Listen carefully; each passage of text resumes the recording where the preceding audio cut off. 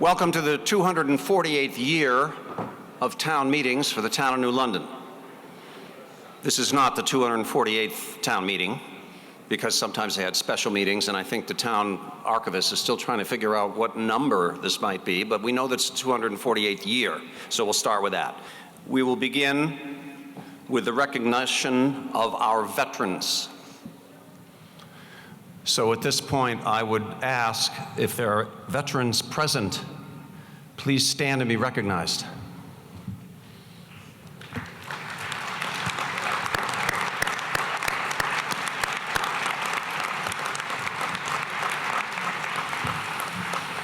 Thank you very much.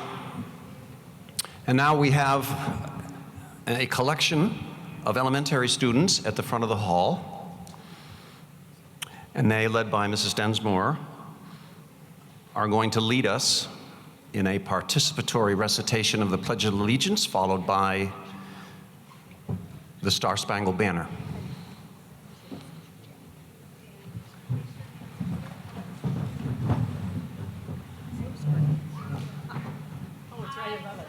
Allegiance to the flag of the United States of America, and to the republic for which it stands, one nation, under God, indivisible, with liberty and justice for all.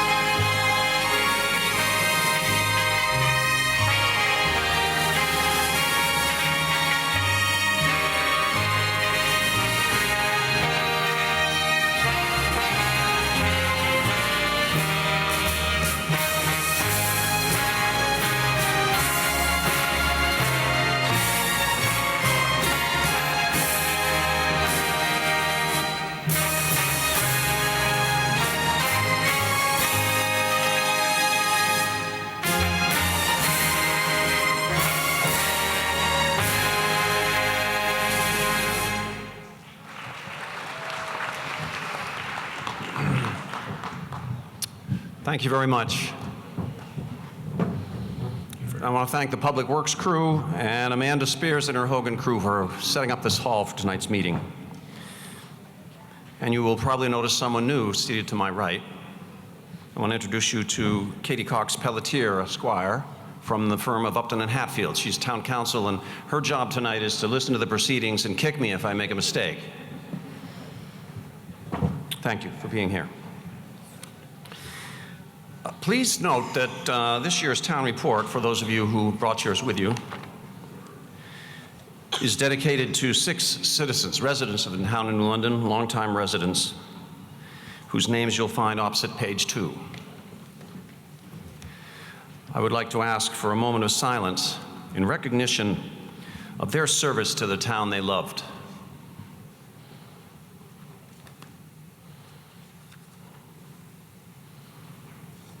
Thank you. I knew them all. And I have one little story I'll tell you quickly about Dan Allen. I went to his celebration of his life service and learned this great anecdote from Dan. It's just, to me, he's quintessential Dan Allen. He was an avid cross-country skier, but he didn't like downhill skiers that much. So after one heavy snowstorm, one Saturday morning, he was shoveling out his driveway, and this car pulled up with ski racks on it, headed toward Mount Sunapee, and they were obviously lost. And they said to Dan, "Do you know which way it is to Mount Sunapee?" And at that moment, 2 cars went by with skis on the roof racks. Dan, with his shovel in hand, barely looked up and said, "Follow those damn fools." That's Dan. I loved him. He was a great guy. Okay. At this point in time, I want to recognize Bibi Casey, one of our selectmen. She's going to recognize certain volunteers of the town. Baby. Okay. Before we begin this evening's town meeting, I'd like to take a few moments to recognize some of the people who make this community work as well as it does. I'd like to take a moment to recognize the many volunteers who serve the town of New London. We have over 100 residents who give their time on boards, committees, and as ballot clerks throughout the year. Your willingness to step up and serve is what keeps our town running. If you are one of those volunteers, I'd ask you to please stand so we can recognize and thank you. I know there's a few of you.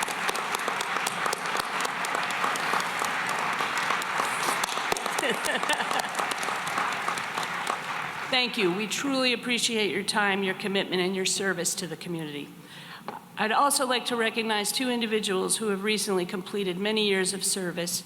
Lindsay Lund has served 13 years on the Budget Committee, and Joe Cubitt served 9 years as a trustee of the trust funds. Both have contributed greatly to the town, and we thank them for their dedication and service.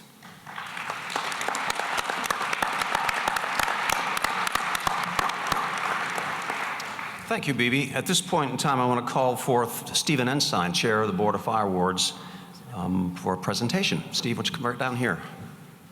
You can turn in the microphone and face the crowd if you'd like.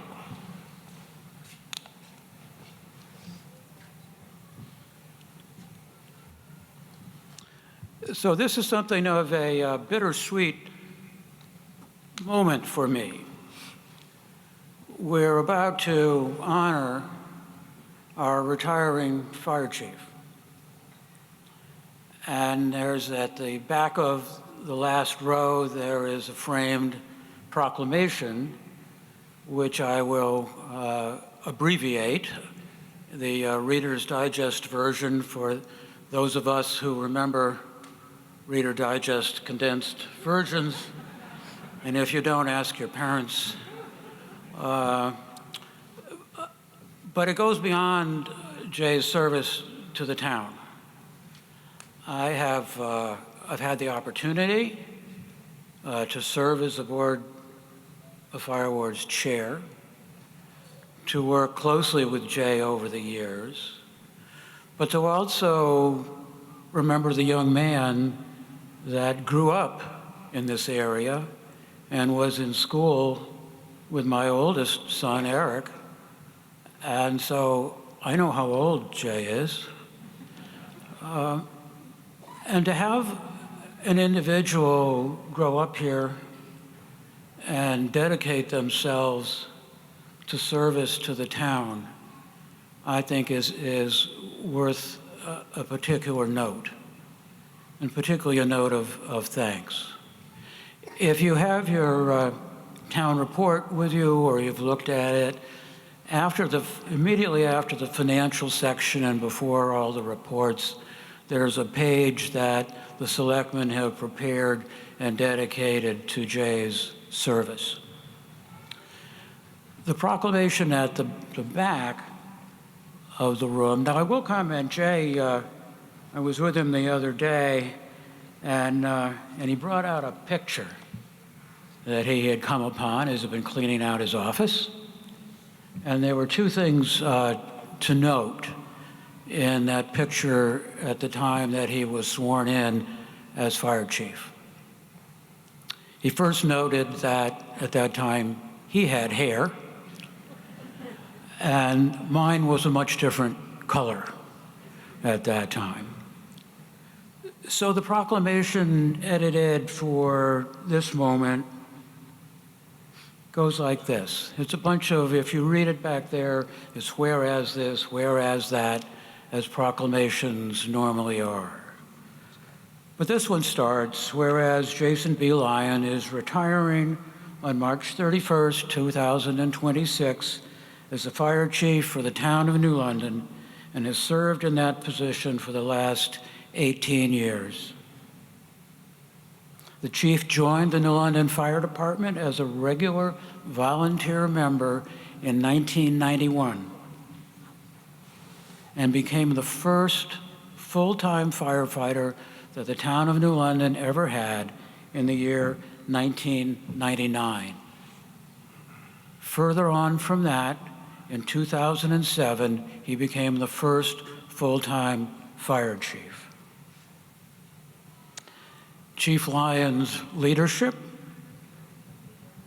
professionalism, high standards helped him to develop and nurture a department to which we all should be very, very proud.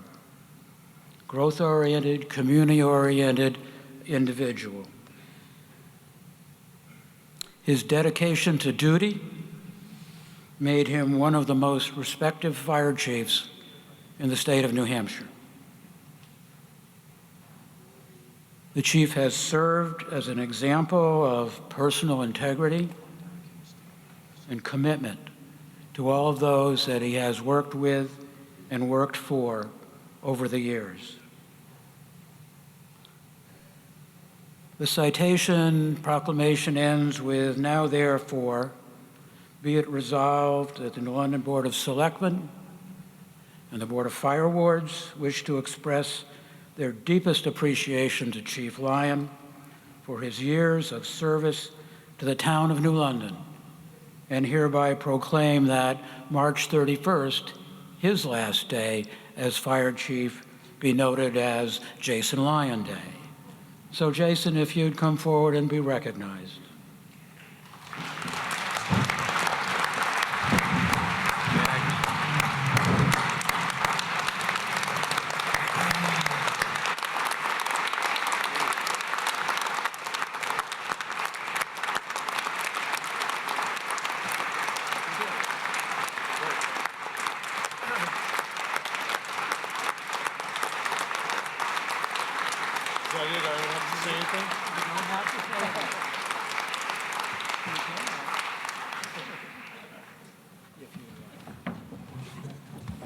No Mr. speeches. Moderator, okay not to face you? No speeches.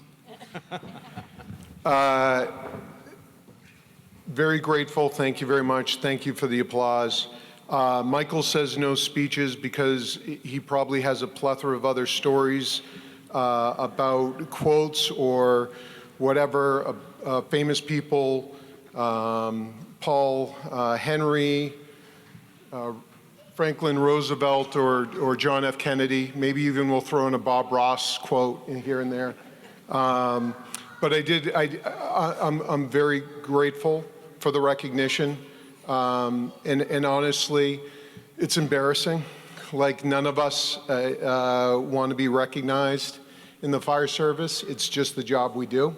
This community is great. I love the town. I love the department. And thank you for everyone's support. But it's really not me being successful. It's really the individuals that have served in the past, the firefighters, past and present, and the future firefighters.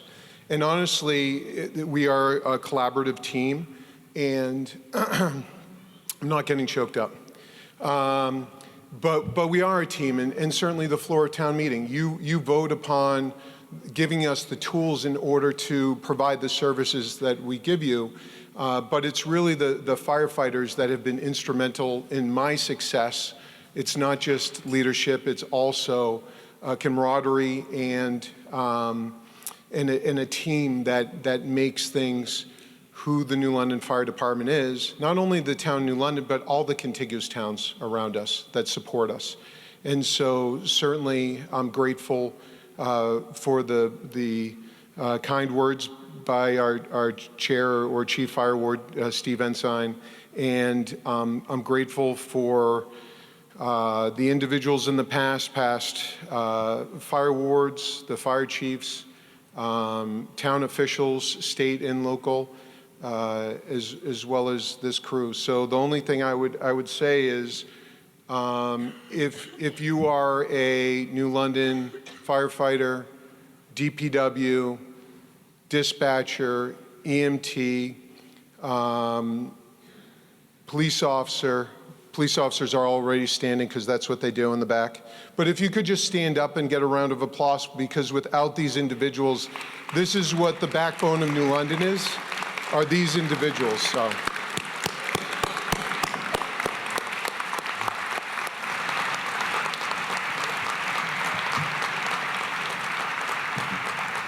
Thank you, Mr. Moderator.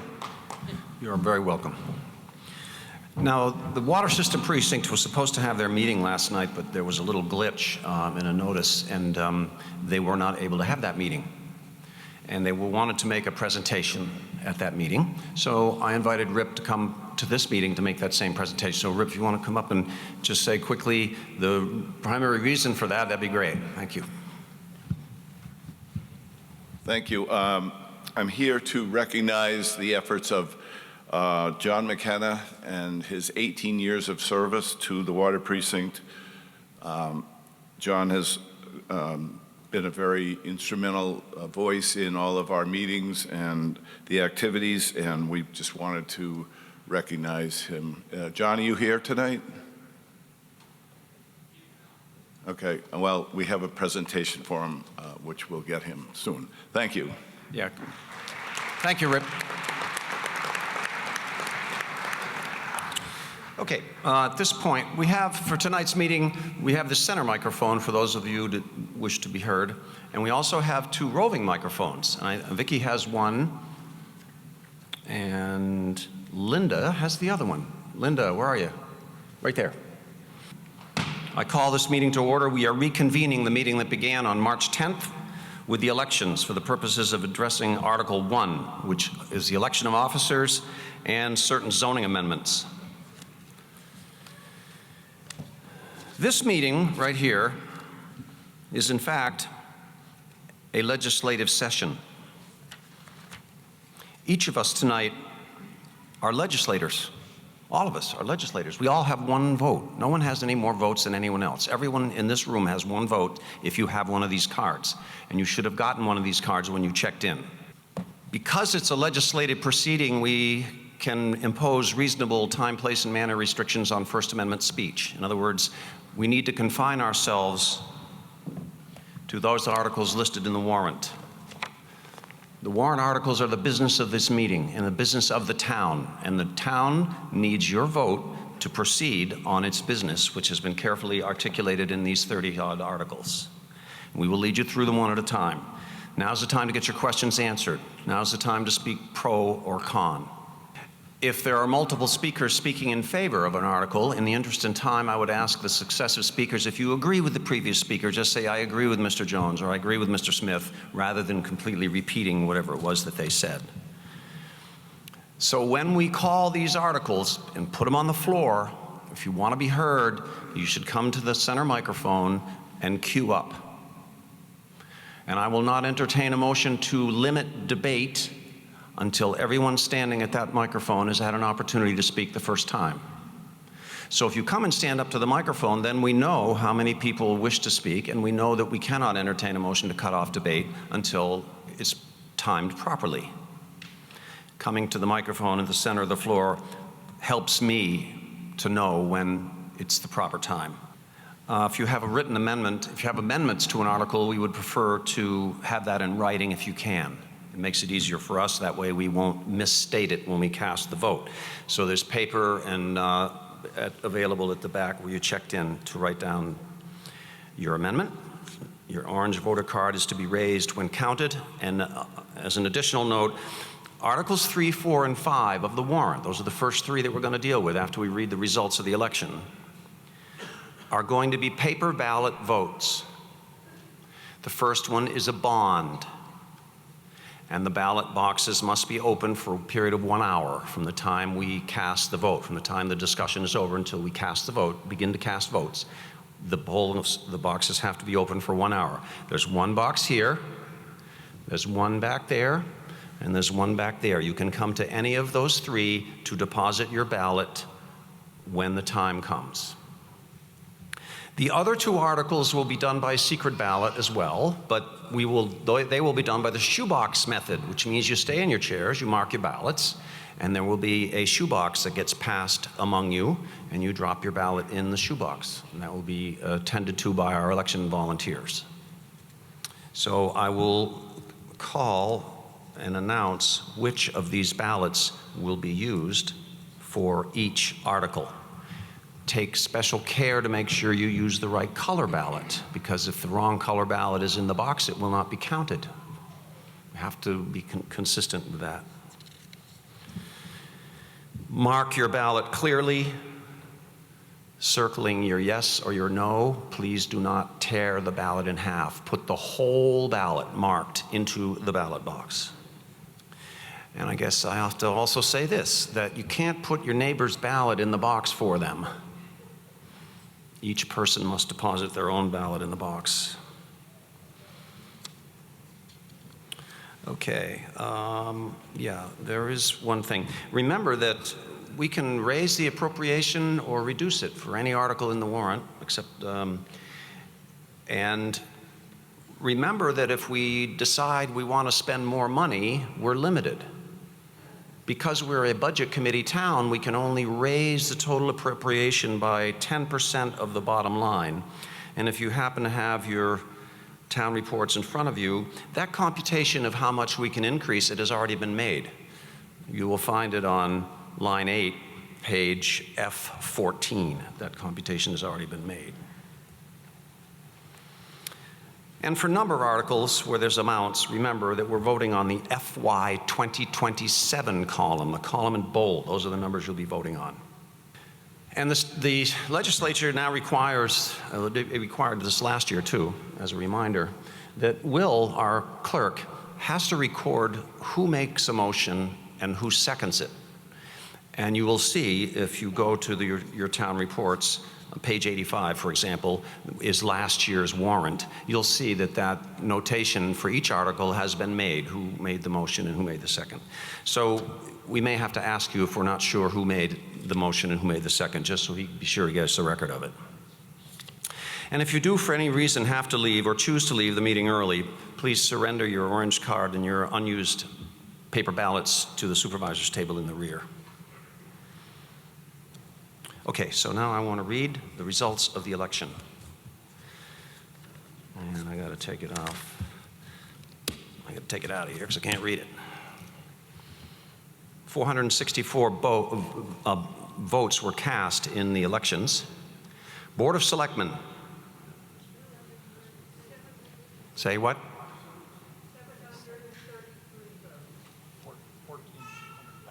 1453? 1453 ballots, 1,453 ballots. Okay, I learned how to read this because it's different from what we had before. Okay, so for Selectmen, we had Beebe, 625 votes. Other write-ins, 18. For Town Moderator, Virginia O'Brien Irwin, 312. Me, 378, with 2 write-ins. Supervisors of the checklist, Carolyn Fraley, 603, write-ins, 2. Trustees of trust funds, Lori Shive, 441, Kevin Sullivan, 195, and 1 write-in. Budget Committee, Charles Kelsey, 566, Chris Lorio, 553, John Ziegler, 527, and 9 write-ins. Cemetery Commissioner Marion Chadwick Hafner, 669, and 3 write-ins. Tracy Library Trustee, Donald Dogan, 246, Joanne Palmisano, 511, Stephen Solomon, 394. And it would be the 2 highest in that race, 2 write-ins. School District Moderator, Derek Lick, 626, 2 write-ins. And as an aside, for those of you that may not know, Derek Lick happens to be the president of the New Hampshire Bar Association. And he just sent around a survey for all of the bar members in New Hampshire to complete, which asked them to detail what they're doing for public service, such as this, or such as the school moderator. So it'll be interesting to see how many of our bar colleagues are serving their community in some fashion. School board member David R. Keith, Jr., 610, 6 write-ins. Municipal Budget Committee for Kearsarge, Richard G. Anderson, 600, 14 write-ins. Now, the Planning Board proposed amendment number 1 for the town of New London. Yes, 546, no, 143.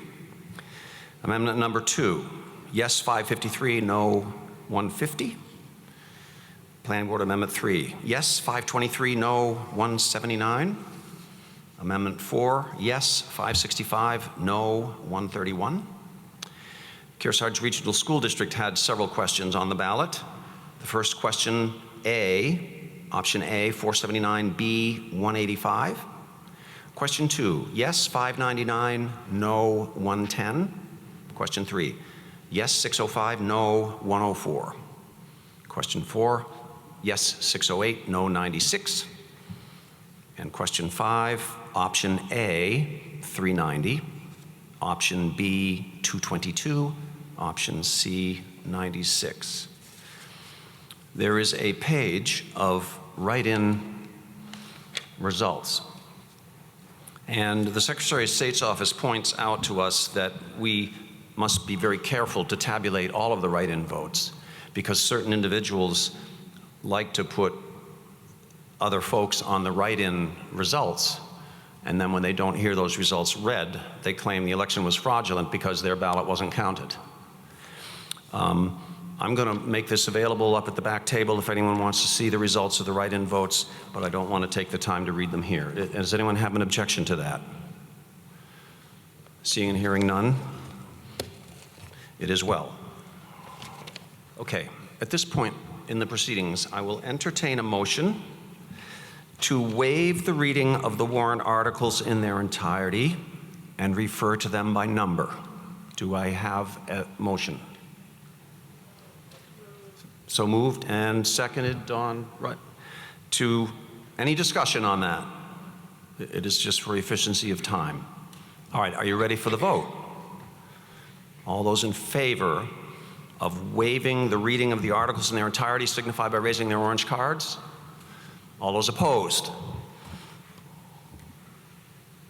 The ayes have it. We will waive the reading of the articles. And I will point this out, and then we're going to launch right into Article 3. For those of you that are using your town reports, there's a bit of a typo in there, if you happen to notice. If you go to Article 23, you'll see in bold at the top of the text, it says Article 23. You turn the page, and there's a paragraph, but there's nothing at the top. And the paragraph below that says Article 25. So there was a header that got dropped. So please make a note in your town reports that that is in fact Article 24. The text of the article is correct, it's just missing the header. So if we're going to refer to the articles by number, I just want to make sure you had all the numbers properly written. Okay, Article 3, what is your pleasure? Who moved it? Somebody move it to the floor? John, thank you. When you have a second in the back, yes. The chair will recognize B.B. Casey for the purposes of this article. The Board of Selectmen supports this warrant article, which authorizes the town to obtain a $100,000 Clean Water State Revolving Fund loan from the New Hampshire Department of Environmental Services to prepare a watershed management plan for Pleasant Lake. This plan will help identify practical steps to reduce stormwater runoff and nutrient loading that can contribute to harmful algae and cyanobacteria blooms. Protecting Pleasant Lake is important to the environmental health of our community and to our local economy, as our lakes are one of New London's most valued natural resources. Once the watershed management plan is completed and approved by DES, the full principal of the loan will be forgiven. In addition, the Pleasant Lake Protective Association has agreed to reimburse the town for all interest costs through an escrow arrangement. That means this allows us to develop a professional plan to protect Pleasant Lake without adding any cost to New London taxpayers, while taking advantage of a state program designed specifically to help communities protect their water resources. We ask that you approve this article. Thank you, Bibi. Does anyone have any questions or wish to be heard on this article? Dr. Doug Baxter, just take the mic, Doug, and turn it around so that actually what I'd like to have happen is if that microphone stand kind of went halfway down the floor would be great, if you can do that. If not, you can speak from where you are, but I'll yes. speak from this point and then I'll move it. How's that? Thank you. Chair recognizes Doug Baxter. Doug Baxter, I'm president of Pleasant Lake Protective Association. I really feel like I should be looking at the people here. Yeah, well, but unfortunately, you got to talk to me. That's why if it's down there, it's a little easier, but I get it. Yeah, thank you. I didn't want to repeat everything Bibi said, but I just wanted to reinforce the fact that this has absolutely zero impact on the taxpayers, and Pleasant Lake Protective Association will be responsible for any interest. And there's also an indemnity agreement. If for any reason the plan is not completed, we will be responsible for the $100,000.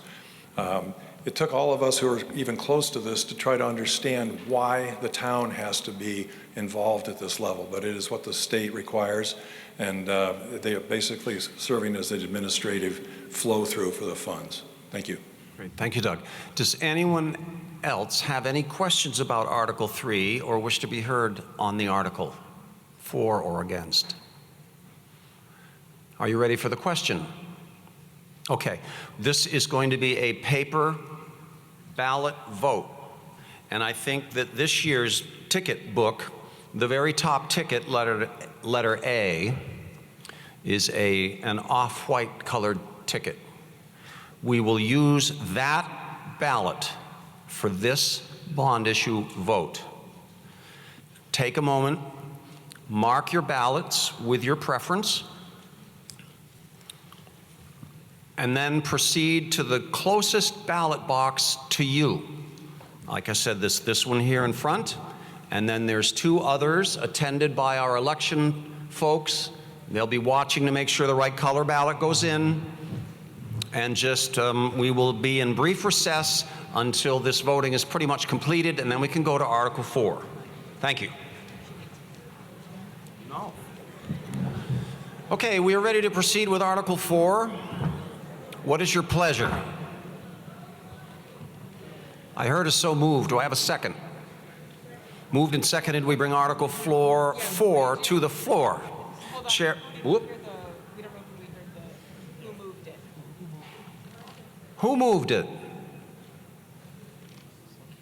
I need to know who moved the article to the floor for the clerk. Way at the back, way in the back. Yeah, there you go. Somebody, one of our election. Amy, was Amy? Yeah. Louder, Amy. Come on, we got to hear you up here. Okay. Chair recognizes Jana Kidder. This article would ban Keno games from being played within the town at qualifying businesses. If the town wishes to reinstate Keno in the future, it can be done via warrant article. We ask that you approve this article.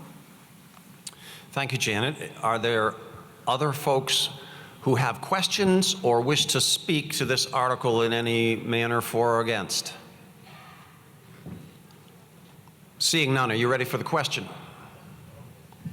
Okay, this will also be a paper ballot vote.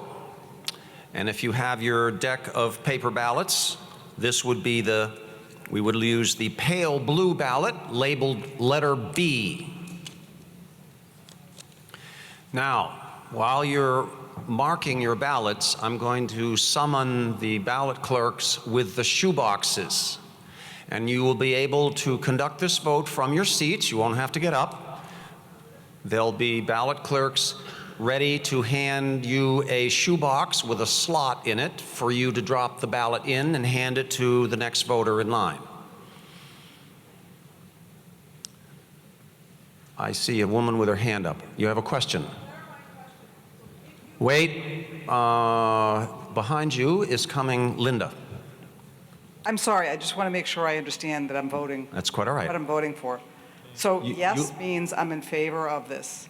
That is correct. Thank you. Yes. Yes means you're in favor of the article as written. No means you are opposed to the article as written. Okay, are our ballot clerks with the shoe boxes ready to go? Okay. You may wait on our voters. Just hand them the shoebox and then keep your eye on it, and they will hand it where it needs to go. Let them drop their ballots in it and hand it on. So just take those shoeboxes and place them in the enclosed area and get the second set of shoeboxes because we're going to need them for Article 5. So we have another empty set of shoeboxes all ready to go, and then we can count the ballots. Those are all to be counted in a secure area, so the ballots won't be segregated. Will be segregated, not commingled. Okay. While they're getting ready to do that, Article 5, what's your pleasure? And a second? Second. So moved and seconded. Chair recognizes Rich Anderson. This vote would ban all games of chance like raffles, lotteries, or other gambling-type games within the town. This does not include raffles conducted by the Elkins Fish and Game or at hospital days. They are governed separately. And also, to be clear, it would not ban things like Mega Millions or Powerball or those types of lotteries. We ask that you approve this article. Thank you, Rich. Anyone else have anything to say about Article 5, for or against, or have any questions thereon? Okay, hearing none, seeing none. Are you ready for the oops, okay, thank you. Woody Kennedy. Neither for nor against, but clarification. I'm used to raffles being a fundraising vehicle for Boy Scouts or whatever it might be, so it's not just hospital days, it could be others. Is it meant to ban that kind of thing? Because it's not, the language you gave was specific to the hospital days and something else, but it wasn't more open-ended for informal use of raffles and so forth. It's okay, yeah. It's not banning those. Thank you. I don't know, in your own house, can you have a operation of chance? An operator? What does it take to be an operator? You mean if you had a party in your house, Nick? Yes! Ah, I get it. Okay, I don't know the answer to that. Rich? I don't either. If you had one in your house, If it's a private affair and no, it's informal gambling, I guess, is what it is. I'm not sure what the threat is to the community. Is there a threat about this or what? I'll defer to town council to answer that one. She is looking up the question. Yeah, we can take the next question. So, since you only named two, I assume, charitable organizations, would all others need permission from the selectmen if they wanted to hold a raffle or a bingo or whatever? Would that then come before the board for permission? Yeah, it does. Yes, yes, it does. Okay, thank you. The answer is yes. Sorry, Biddy, you got to identify yourself. Not everybody knows you yet. Thank you. So you're saying that all of these organizations would need to get specific permission to hold a raffle? Well, if they wanted to hold the raffle on town property, they would. But I know in the past, the high school has done numerous raffles, and they'll ask you to buy a raffle ticket at various locations. And Well, of sure. course, If those happen to be in Sutton, great. If it happens to be exactly. in, So, I mean, but it's a this is common specific sense to issue. this. Right. It's not prohibiting raffles from. but it's private an extra level. It's an extra layer. If they want to have a raffle on town property. It sounds like this, I'm a little confused with Janet, with your answer that you would be restricted on town property.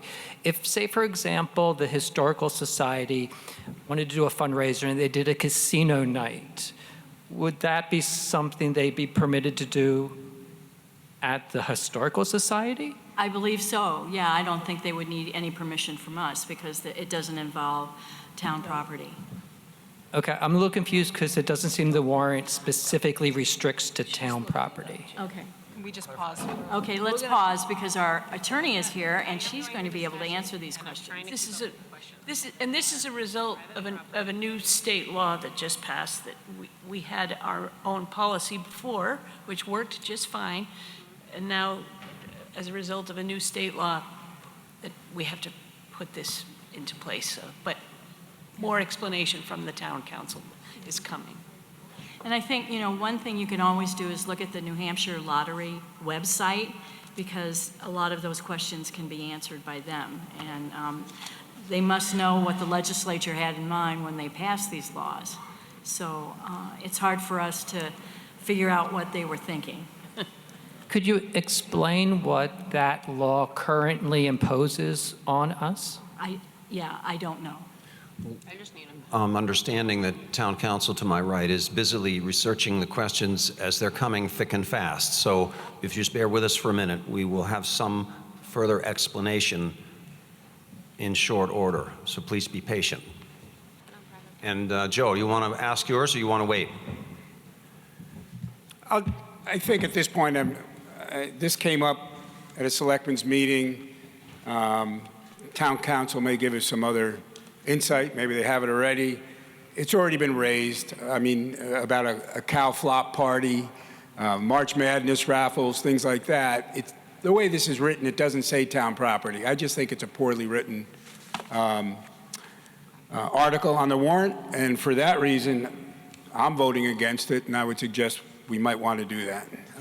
It just, for every organization to have to come into the selectmen, I think would be cumbersome. Thank you. Okay, so If you wish to speak? Yes, hello. How close do I have to get? Hi, I agree with the last speaker, and I wonder what the effect of that would be. If we voted no because of the way this is written, would there be an effect under the state law that was just raised? I'm sorry, I need your name, ma'am. It's Alice Ranson. Thank you. So the question is, as I understand it, your question is, what if we vote no, are we going to be in violation of the state law? That essentially your issue?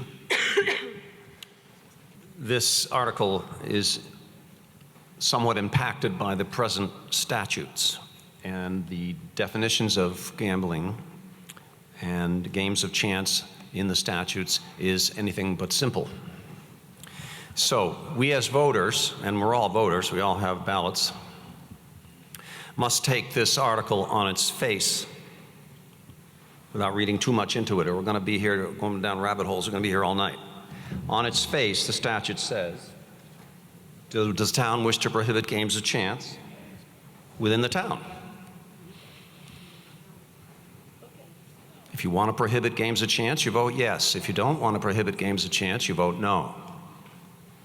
That's how I read it. Further comments? Can the article be amended to read on town property instead of within the town?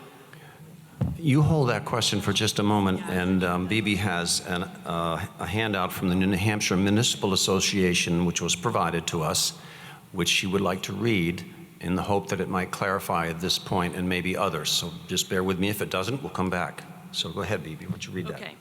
The new statute, HB 737, establishes a new law, RSA 287 D32(8), allowing municipalities to opt out of allowing games of chance and a voting procedure for such through RSA 39:3. This means municipalities can vote to prohibit games of chance and establish a local prohibition on operator licenses from being issued within the municipality's boundaries by the Lottery Commission. However, existing games of chance licensed by the Lottery Commission are exempt from any vote to prohibit games of chance. If a town does vote to ban games of chance, it can then vote by local ordinance to limit the number of charitable gaming events and regulate how charitable organizations register for a gaming event. This new law is effective July 1, 2025. So we can have a local ordinance for charitable organizations to be able to run games of chance. Do I have that right? Yep. And you also can't change the language of the ballot. It's in the statute. Shall we prohibit the operation of games of chance? The language of the article is prescribed by statute. We cannot change the language. We cannot amend what is before you on Article 5. We are stuck with it. And we do not at the present time have an ordinance, do we? We can adopt I one. believe we did, but it's gone because of this. It's abrogated by statute. Exactly. Understood. Yep.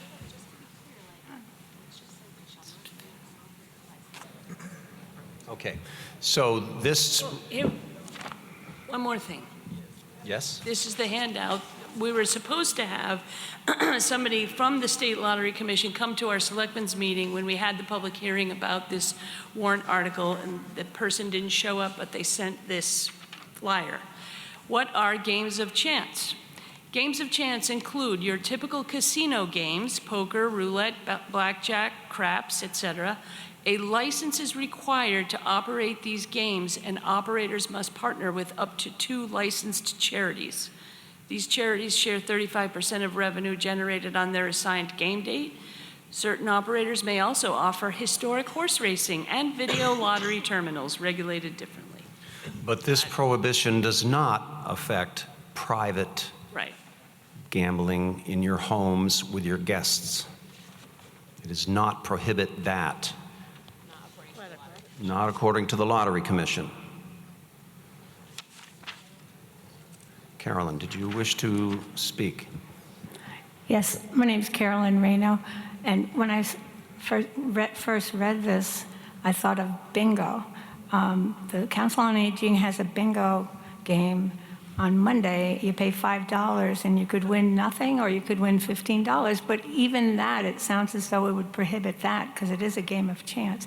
So it sounds like the language needs to be changed in this proposal, whether it be next year or whatever. Well, for the purposes of tonight, we are limited to the language of Article 5 as it appears in the warrant. We cannot amend it. It's prescribed by statute. We're stuck with it. Okay. And if in fact we can't explain it particularly well, that's in part because of the handouts we were provided in preparation for the meeting. Thank you. Pretty hard to understand the state's position if they don't come and explain it. Okay, there are locations in the state of New Hampshire where licensed games of chance are allowed. Hampton, Salem, Nashua, Belmont, Rochester, Conway, Dover, Keene, Lebanon, Manchester, and Seabrook. New London is not one of those places. They are permitted in over 234 municipalities in New Hampshire. Because of the new law, every town in New Hampshire can now permit a licensed entity to offer games of chance. Currently, so when the law, before the law was passed, there were approximately 11 towns that did have these licensed games of chance facilities. Hampton, Salem, Nashua, Belmont, Rochester, Conway, Dover, Keene, Lebanon, Manchester, and Seabrook. We were not on that list. Now, one of these entities, if this does not pass, one of these entities would be able to come in and. Right, so by voting yes, we're opting out Yeah. of becoming like one of these other communities where you could have licensed games of chance. Casinos. So if you don't want licensed games of chance to be conducted in New London, you would vote yes, which is effectively opting out of this new statute that says everybody can have licensed gaming, unless you opt out. What we heard from the Lottery Commission is that they're not going to go after bingo house parties or something similar. They're going to Okay. use this for big casinos. Okay, according to Town Council, we've heard from the Lottery Commission. She has a representative on the phone here, or she's determined that the Lottery Commission is not out for bingo games. That's not what we're talking about. We're talking about other, more organized, licensed gambling, such as you might see in those municipalities that we listed, the 11. So what the statute is giving you an opportunity to do is opt out and say, no, we don't want licensed gaming in New London. So if you vote yes, we're opting out. We don't want licensed games of chance in New London. If you vote no, then we're saying, well, yeah, we can have licensed games of chance in New London and bring on the licensees. Are we clear on what it is we're about to vote on? Do we have more questions? If so, now's the time to ask them. My name is Brent Scudder. I am a member of a square dance club that have had dances at Whipple Hall, and we're a nonprofit organization. We do not donate to charity, but we do have a split the pot contest to raise money for the organization, which is, as I say, nonprofit. Is this amendment article going to affect that? The council informs me that they attend town meetings all over the state, and they attended one in which it was reported that the Lottery Commission really isn't interested in going after the raffles at local square dances. That's not what they're interested in regulating. Now, it's not specifically excluded from the definition in the statute, but the commission has stated that it's not their intent to go after these kinds of local dance raffles or bingo. I hope that's helpful. Karen. I hope I'm being helpful. One never knows. Basically, I would say the Keno provision that we just voted on, and this one, is an attempt at the state level to open up more gambling options to raise more revenue, because much of the revenue raised from these options goes ultimately to the state. So I have the statute right here, if it helps anyone, and it is a bill that was recently adopted.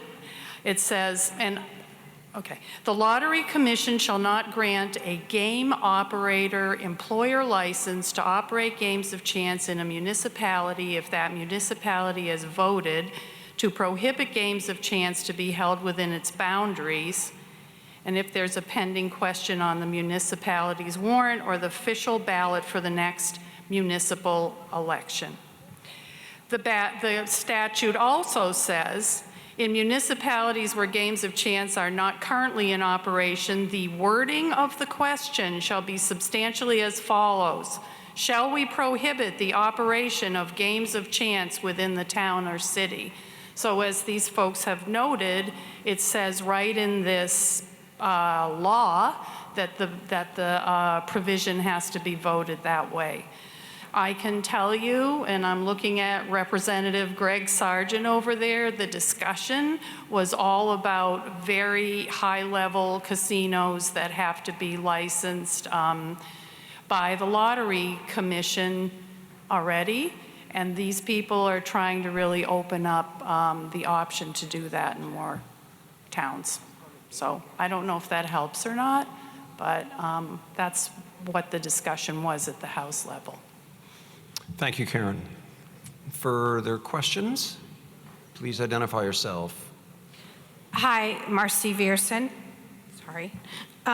It sounds like Article 4 was what Bibi was responding to, that we don't want licensed casinos and stuff like that in town, but the Article 5 is that we don't want to prohibit raffles for schools, businesses, organizations, no matter where they are. It hasn't been a problem. It's not something we need to fix, so I'm voting no. Is that what am I misunderstanding that? Go ahead. You usually see in bars and restaurants. This games of chance are casinos. So what Karen just described, if we vote no on this, New London doesn't ban games of chance, then the casino up in Lebanon can go file an application with the Lottery Commission to open an operation in New London, and we don't have any power with that. So if we're banning, then we say no casino. We don't want a licensed games of chance operation, AKA a casino. The writing of this is really confusing. But as Karen just read to you all, It's statutorily stated, this is what the warrant article needs to say. The legislature has told us what we can put in the warrant. We can't change it. We couldn't change it for Article 4. We can't change it for Article 5. Is that any potential problem for any sort of raffles that could happen? No. Okay, that's helpful. Yep. Thanks, Marcy. Bill Hick again, following up on my question. Please tell me that question again. It was, if a charitable organization such as a historical society or the Rotary Club wanted to do a casino night at Colby-Sawyer or at the Historical Society as a fundraiser, is that permitted if this passes? Yes, that is The fine. answer is yes. You may operate that if the charity is not seeking a license to operate said games of chance elsewhere. Thank you. It's trying to limit the commercial licensees, but not restrict the local charities and the square dances and the bingo halls. The local charities wanting to raise money that way are not affected. Thank you. I'm going to take That's the best explanation that we can give at this point. It's on the record, so that's good enough for me. Biddy. Thank you, Biddy Irwin. So the vagaries of this article has certainly confused most of us here. Mrs. Kidder said that if it was on town property, then it couldn't happen.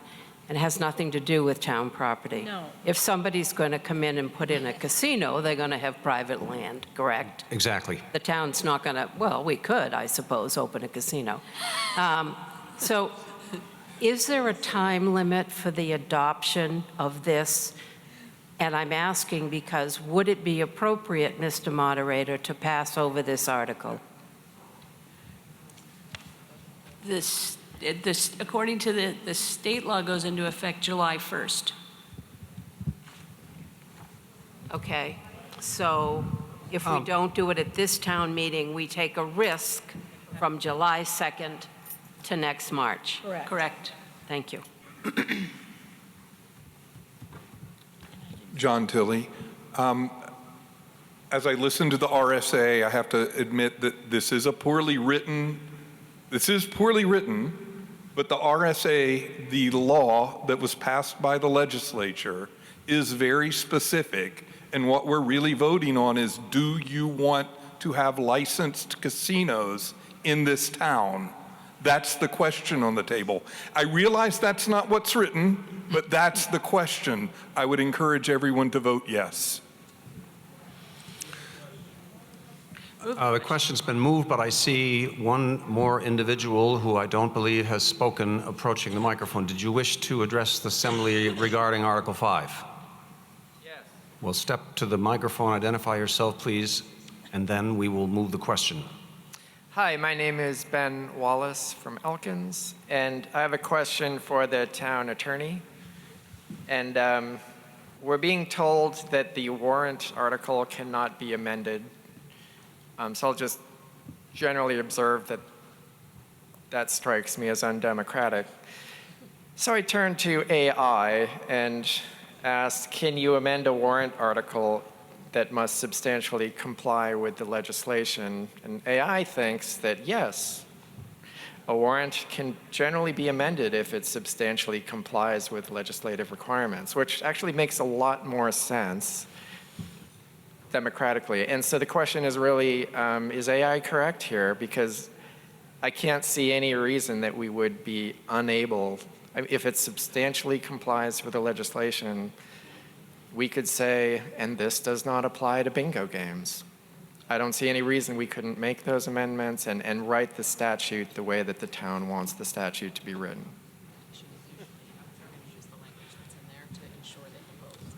The language in the statute uses the word shall state what Article 5 states. In other words, what we are allowed to put in the warrant, that's prescribed by statute. It doesn't say may, it says shall. And so if you shall do something, you shall do it. That doesn't prohibit you from doing something else, which is like, this If does not we apply to bingo. amend the statute, as you're suggesting, we could invalidate the warrant article in the eyes of the courts. I will defer to the attorney. It strikes me as odd. Thank you. Well, there's a risk.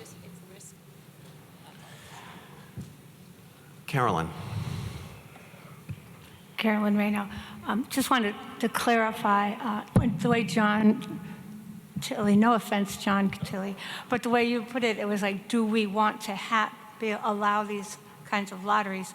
And so if we vote yes, it's actually the opposite.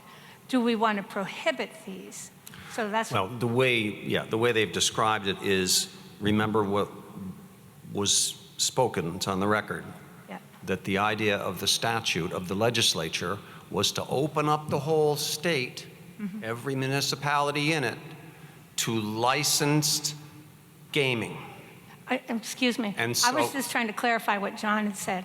The way it came out, it sounded like he was saying, do we want this? And then vote yes, but it's the opposite. I'm trying to explain that. Do we want to prohibit it? Understand. Okay. If you're voting yes, you're opting out of the statutory scheme to allow gaming everywhere. Okay. You're saying we in New London are opting out. We don't want licensed games of chance in New London. Leave them elsewhere in the state. That's what we're voting on. If we vote yes. So you are right. A yes vote means no, we don't want it. We're opting out. Thank you. Does that have moved? What am I hearing? Move the question? Okay. The question has been called for. This will be a paper ballot. If you go to the next ballot on your deck, it should be the pink one, letter C.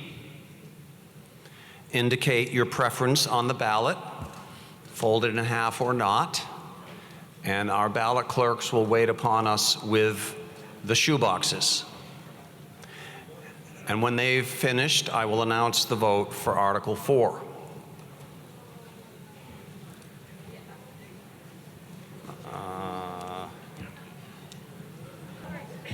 There's still 18 minutes left for the ballot boxes on the warrant Article 3 to remain open. So if you haven't had a chance to vote for the bond issue, Article 3, you still have 18 minutes to approach any of the 3 ballot boxes and deposit your ballot. Well, I'm going to take this opportunity to read you the results of Article 4, the paper ballot vote on Keno. Yes, 236, no, 26. Recall that we have voted to prohibit Keno games in the town of New London by a vote of 236 to 26. No Keno. Article 6, what's your pleasure? Moved and second. The chair recognizes B.B. Casey. Okay, first off, I just want to, as we begin to move into the details of the town budget, I encourage residents to ask questions, as you just did in the last article, and participate in the discussion. At the same time, I ask that we do so in a way that is respectful and kind to our neighbors. You will see increases in several department budgets related to salaries and benefits. The selectmen included a 3% cost of living adjustment for all employees and funded the town's step increase plan for eligible staff. The step plan allows for up to a 2.5% increase based on performance and with department head approval, and the budget reflects funding for that plan. Health insurance costs increased by 16.7%, and overall employer contributions to the New Hampshire retirement system also increased. These changes are reflected in the department budgets as we go through them, section by section. If there are questions on specific line items within the section, we're happy to address them as they arise. So, Article 6. This article includes funding for town office staffing, stipends for the selectmen, moderator, and trustees of the trust funds. It also includes funds for assessing services, cemeteries, and the maintenance of town buildings. One of the largest changes in this portion of the budget is an increase in the legal line. With the loss of Kim's legal background within the office, we need to increase this line item to ensure the town has access to appropriate legal support when needed. We ask that you approve this article. Thank you, Bibi. Are there any questions regarding any of the items in Article 6? Yes, Woody. Yeah, someone else is waving their hands at me. Thank you. I just wonder if there could be more information on general government buildings, which is up by $122,000. Question on general government buildings. Who wants to take it? Sam, you there? Where are you? Here he is. Do you know the answer to the question that's been posed by Mr. Canaday? And we acknowledge the fact that Sam is not a New London resident, but he has special knowledge that's germane to the question. He's probably the only one of the few that knows the answer. So in such circumstances, if he's properly recognized by the moderator, he can speak. So if I may invite Sam to come to the mic, ma'am, and I'll take your question right after. Thank you. Thank you for general government buildings. What constitutes general government buildings? That's the maintenance and repair of all town buildings, electricity, water bills, sewer bills, and all those things like that. But the increase is largely due to us needing to do more repairs to our municipal buildings, and there is an increase related to that along with electricity, water rates, and sewer rates. Woody, does that answer your question? Yes. Okay, ma'am, please identify yourself. I'm sorry, I don't remember. Hi, Marcy Vierson. Thank You mentioned that insurance had gone up, but it's down on here. Just wanted to question that. This line here and for this insurance is our property insurance and all that kind of stuff. What I meant is health insurance throughout all of these budgets. It's included in the salary and benefits lines. So this insurance is just the building insurance, The property insurance. Primex and all that, yeah. Got it. Further questions on Article 6 or any line item in it? Seeing none. Are you ready for the question? All those in favor of Article 6 as printed in the warrant signify by raising your orange cards. All those opposed? The ayes have it. The article passes. Article 7, what's your pleasure? Moved and seconded. Donald Jones. Chair recognizes Janet Kidder. Article 7, Public Safety. There have been questions over the years about the Communications Department, and I want to tell you a little bit about it. It does, dispatch is a regional department. It serves not only New London, but also Sunapee, Newbury, Wilmot, and Sutton. These towns contribute to the cost of the Communications Department budget. New London currently pays 59% of the costs, with the other towns making up the remaining 41% based on their level of calls. We are planning to issue an RFP for review of the dispatch services. We had intended to do this last spring, but after town meeting last year, it was determined that the Public Works building was not structurally sound, and we had no cost information regarding removing the building. Dispatching services are critical to the safety and efficient delivery of public safety services, so no changes will be recommended without a thorough investigation of all aspects of the issue. The cost of the additional firefighter is not included in the fire department's line item in this article. If Article 13 passes, the salary, benefits, and retirement will be reflected in this line then moving forward. We ask that you pass Article 7. Further questions or comments on Article 7? Are you ready for the question? All those in favor of Article 7 signify by raising your orange cards. All those opposed? The ayes have it. Article 8, what's your pleasure? Thank you. Second? Don, come on, second. Thank you. All right. Chair recognizes Rich Anderson. Article 8 is funding for the Public Works Department, including highways, street lighting, transfer station, and the sewer department. We ask that you approve this article. Further questions or comments on any line item or the article in general? And as you know, we have the man here to answer those questions. Seeing none, are you ready for the question? All those in favor of Article 8 signify by raising your cards. All those opposed? The ayes have it. Article 9, what's your pleasure? Bingo. Thank you, Donald. Chair recognizes B.B. Casey. This article is to fund the town's health and welfare needs, including the town's health officer and the welfare officer and the New London Hospital ambulance, and payments to the VNA, COA, and CASA. This article provides funds for the payments to vendors, such as landlords, phone company, electric company, to assist eligible applicants for assistance. Increased needs within our community have required an increase in the welfare vendor payments line. We ask that you approve this article. Thank you. Further questions or comments on Article 9? Seeing none, are you ready for the question? All those in favor of Article 9 signify by raising your orange cards. All those opposed? The ayes have it. Article 10, what's your pleasure? Moved and, thank you, Don, seconded. Chair recognizes Janet Kidder. Article 10, Recreation and Culture and Conservation. This article funds culture and recreation, which includes the Recreation Department, Tracy Library, the Conservation Commission,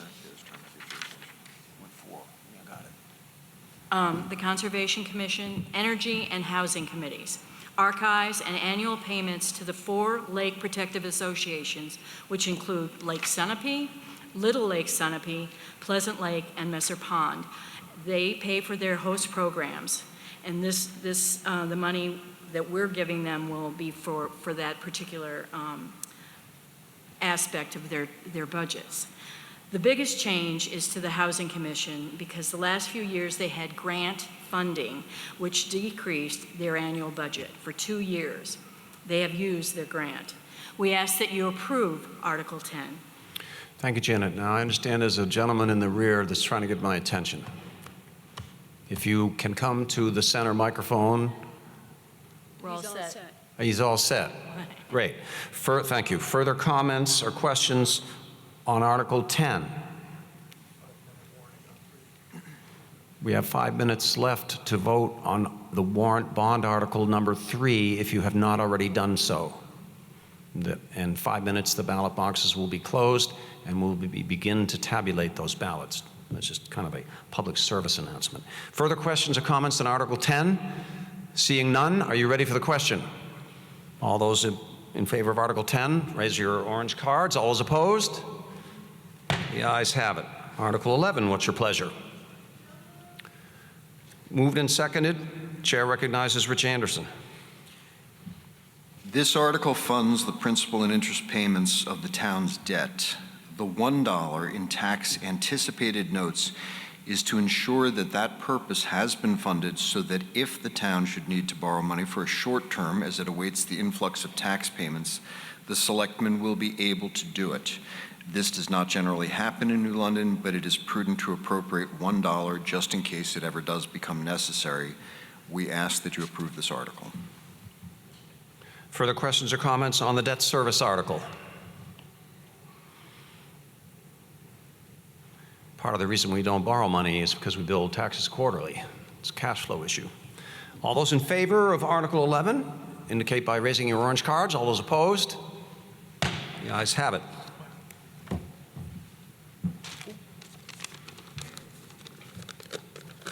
Oh, I love it when they do this. Article 5, the results of the ballot vote on the games of chance. Yes, 236, no 33. The town of New London has effectively opted out of that activity. Thank you for your patience. Okay. Where are we? 12? Article 12, what's your pleasure? Moved and seconded. Chair recognizes B.B. Casey. This article funds the town's various capital reserve accounts. Capital reserve funds are the town's savings accounts. Funds are placed in these capital reserve accounts for future purchases. The capital improvement program, completed by the planning board, is one mechanism for planning that the Selectmen and Budget Committee use to determine the level of funding needed. This budget seeks total payments in the amount of $909,000 for deposit into 11 funds and an additional $150,000 for the sewer department, which is funded by the sewer users. We ask that you approve this article. Further questions or comments on Article 12? Seeing none, oops, you are... Never hesitate. Marcy Vierson. Thank you, Marcy. Can you talk about the sidewalk repair? It's gone down, but our sidewalks are in really bad. Yep, so Marcy, the current balance of that sidewalk project fund is $376,000. And Sam's got a plan that takes them out to about 2030. And so we decided this year we didn't need to put quite as much money into it because he's been spending it, he's spending it, he's fixing the sidewalks, he's got a plan. He just didn't need as large a deposit this year. So question with that, is that a little bit of sidewalks are being done every year? Yes. So we're going to have to start over again when they're all done? Probably. Likely. Sam to answer that? Yeah, if you Sam, want, if you want to add some value here, you can. Linda has a microphone over there. There you go. There'll always be work to be done on the sidewalks, but this current plan is just to address all of Main Street till 2030, 2031, and then after that, we're going to start tackling other areas in town. They're just a little bit too far out right now for us to decide where we're going to go, but we know that Main Street needs to be addressed first. Thank you. Did that answer your question, Marcy? Yeah, I'm very much for safe sidewalks in towns, for the business community, for the older population that lives here, so this does concern me a little bit. Sam, do you want to just say what you're going to be doing this year? This year we have 2 sections to do. We're going to be doing from Siemens Road to the Colby-Sawyer exit loop, and then from Newport Road, like by Spring Ledge, all the way down to Peter Christians, or the SAU exit. So a large section, it's about 2,000 feet of sidewalk this year. Thanks. Thank you. That's why we're here, to get answers to questions we have about any of these warrant articles. This is our opportunity to get that. Okay, are we... Pardon? Done. Okay. The ballot boxes are now closed for Article 3, the bond warrant article. So at this point, I'm going to invite 2 of our ballot workers to come and remove this ballot box, and they'll gather up the other 2 and take them to the enclosed area, and they will be emptied, and the ballots will be tallied. And I will give you a report as soon as they have finished tallying them. Okay. We didn't vote on this yet, did we? No. Okay. All right. Article 12. Further questions on Article 12, or are we ready for the question? We're ready for the question. All those in favor of Article 12 signify by raising your orange cards. All those opposed, the ayes have it. The article passes. And now we come to the article everyone's been waiting for. And by convention, usually the one who is the proponent of the article would get to speak first. In this instance, the Budget Committee was in favor of this and the selectmen weren't, but if no one has any objections, we'll hear from the selectmen first and then we'll go directly to Steve, I believe it is. Steve, you wanted to speak to this, right? Steve Ensign? Yes, Steve Ensign will speak to it for this. And no one has any objection, this is your meeting. I mean, I'm trying to do it in the reverse order, but I'll only do it if you're okay with it. Okay. Sorry? Yeah. And so I need this to be moved on the floor. What is your pleasure with Article 13? So moved and seconded. Good. Okay. Chair recognizes B.B. Casey. Okay. Article 13 asks voters to raise and appropriate $142,719 to fund an additional full-time firefighter position beginning July 1st, 2026, with future costs becoming part of the town's operating budget. Before explaining the board's position, I want to acknowledge the dedication and professionalism of the members of our fire department. Our firefighters provide an essential service to this community, and the board is deeply appreciative of the work they do every day to keep our residents safe. After careful consideration, the Board of Selectmen does not recommend this article at this time. I want to be clear, this decision should not be interpreted as a lack of support for our firefighters or for the important work that they do. The question before the town tonight is about timing and long-term planning, not about the value of the department or the service it provides. The department currently has 4 full-time firefighters, along with several per diem firefighters who help provide coverage. The board believes it is prudent to pause further expansion until we have a clearer understanding of the department's long-term needs. We're also approaching a significant leadership transition with the upcoming retirement of Chief Lyon. The board feels it is important to allow a new fire chief the opportunity to evaluate the department's staffing needs and operational demands and long-term needs in collaboration with the Board of Fire Wards before the town commits to a permanent increase in personnel and the ongoing financial obligation that comes with it. Like many rural communities, we are seeing changes in volunteer availability and regional service demands. These are complex challenges that deserve careful planning and thoughtful discussion.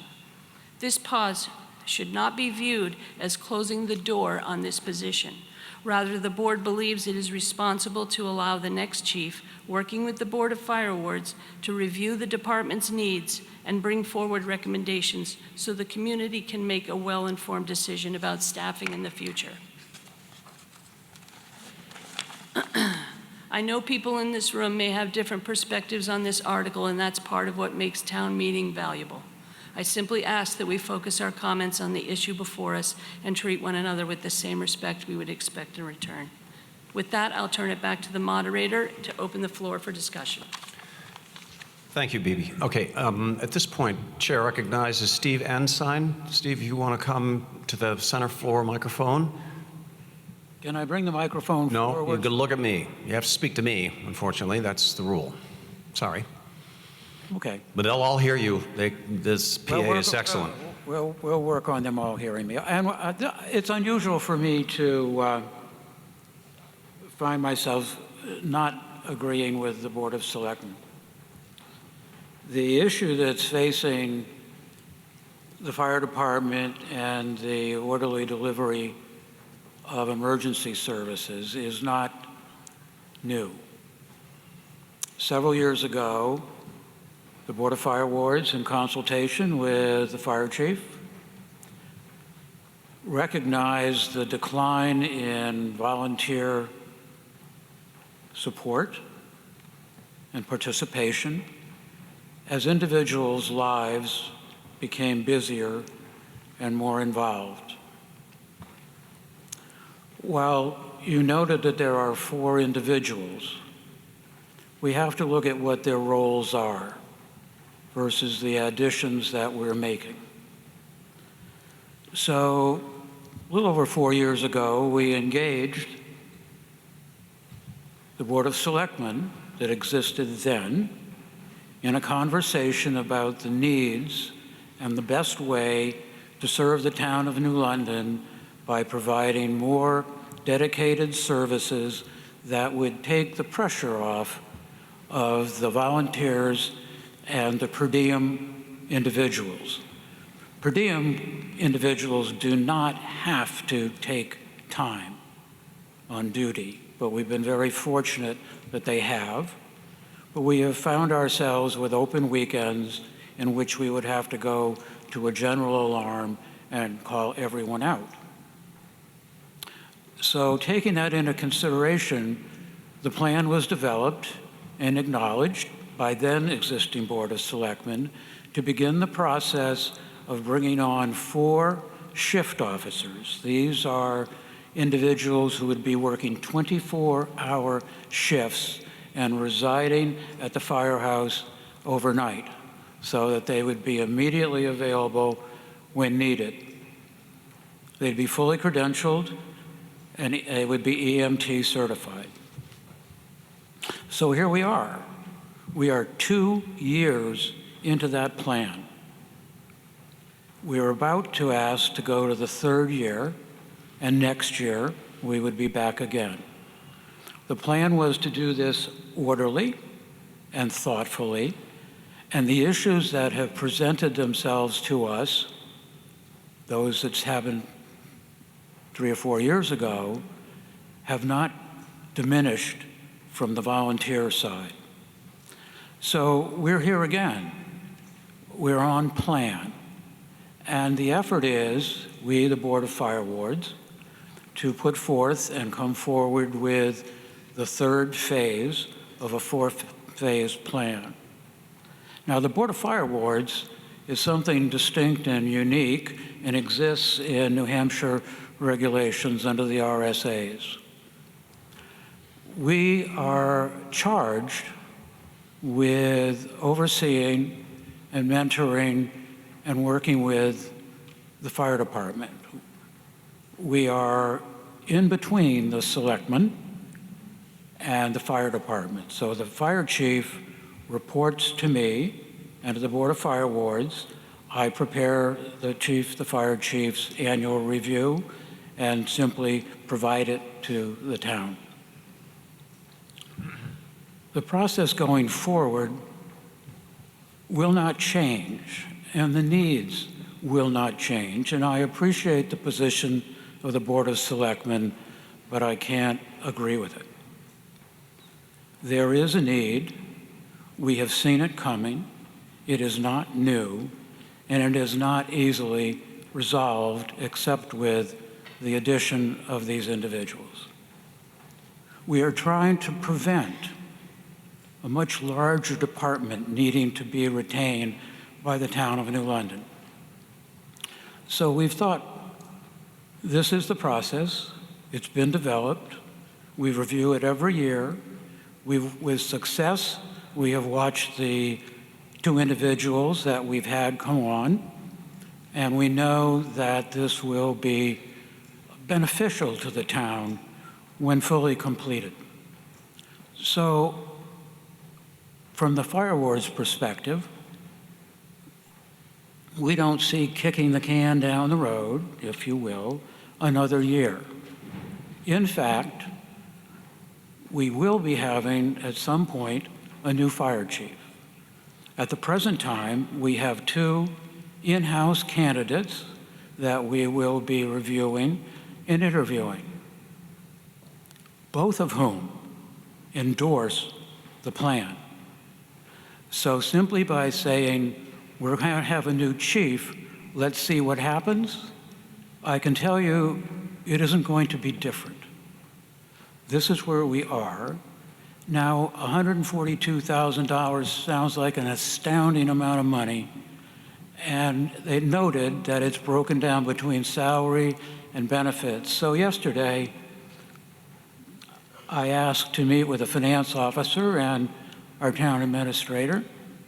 I said, what makes up $142,000? Well, they had to put in the maximum amount that would be allotted to this position, which in the grade level, the max would be roughly $80,000 salary, pay.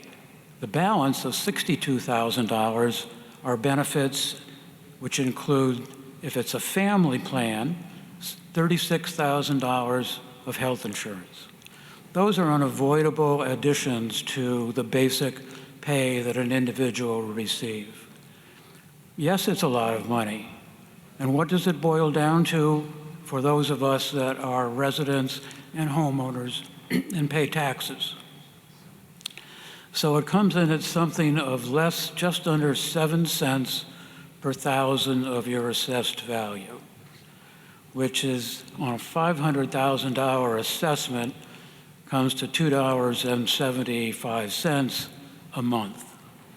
So the amount that's being spent for the value that this town will receive is incalculable. When you call in the middle of the night for service, we go, we're there.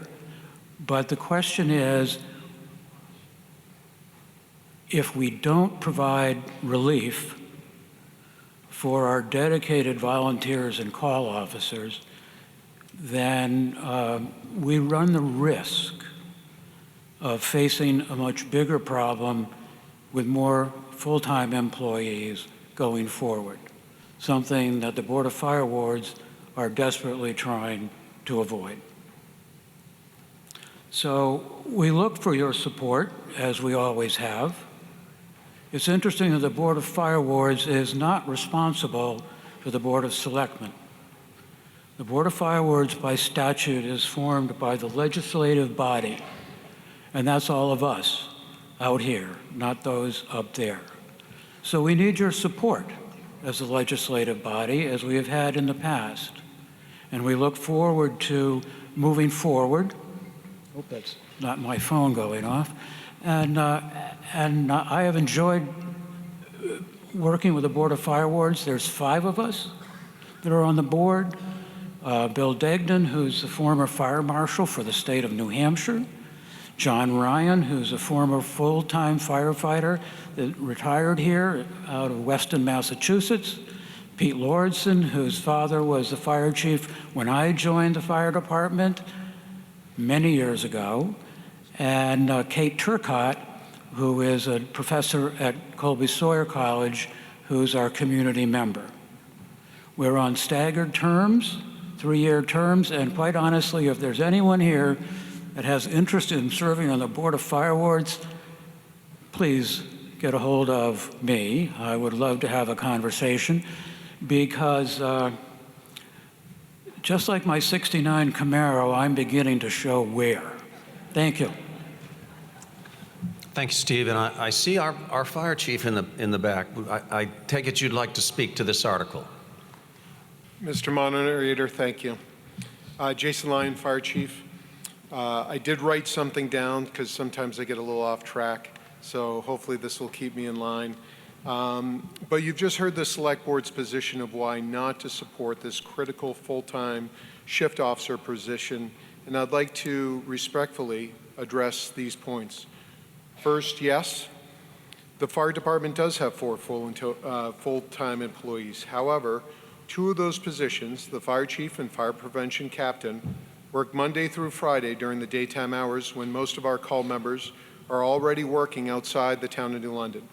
Due to the nature of these roles and their day-to-day responsibilities, it would not be practical to convert these 2 to 24-hour coverage without reducing their accessibility when they're most needed. The 2 officers work 24-hour shifts. Those positions exist specifically to reduce the burden of our on-call officers, which has been a business model that's worked extremely well for the past 27 years or so. These 2 are essential as we're increasingly struggling to fill vacancies on nights and weekends, and hence the request for Article 13 for that 3rd shift position to be filled. Second, regarding per diem staffing, only 1 per diem individual is available currently. We have 1 regularly scheduled per diem firefighter. While helpful, this position cannot provide consistent coverage due to outside commitments. In fact, one of our most reliable per diem officers has just recently accepted a full-time position in St. Johnsbury, Vermont, and will be losing him due to their residency requirements. That's the reality that we're facing. Third, the idea of waiting for a clear understanding of long-term needs, this work has already been accomplished. An in-depth analysis and master plan was submitted in August to both the Select Board and the Budget Committee that reviewed the department's history, on-call staffing, student live-in programs, response data, etc., and looked at communities contiguous to New London as well as compared us to communities of our size and call volume. It also highlighted a critical change, which is in 1987, we had 34 members of the New London Fire Department. In 1987, 34 of those individuals lived in the town of New London, and more importantly, 30 of those people worked in the town of New London. Today, we are down from 45 to 34 individuals. 16 live in the town of New London, so the majority of our membership lives outside the town of New London. And more importantly, only 4 people are available during the daytime hours, which include, 11 full-time, personnel are available during the daytime hours. 4 of those are full-time firefighters. We do have a couple of police officers that are also affiliated with our organization, and we have several retirees. This is not about the number of calls, it's about the availability of those that are able to respond and how quickly they get there. Fourth, regarding my pending retirement, national standards, including NFPA 1710 and 1720, make it clear that having personnel on duty is essential for providing adequate services. Delaying this decision does not solve the problem. In fact, it compounds it. This is not a new issue. We anticipated it, we developed a plan. Failing to implement this next step only leaves the incoming fire chief with the same, if not worse, staffing challenges on day one. And finally, I fully acknowledge that there are significant capital projects ahead of us in the town of New London.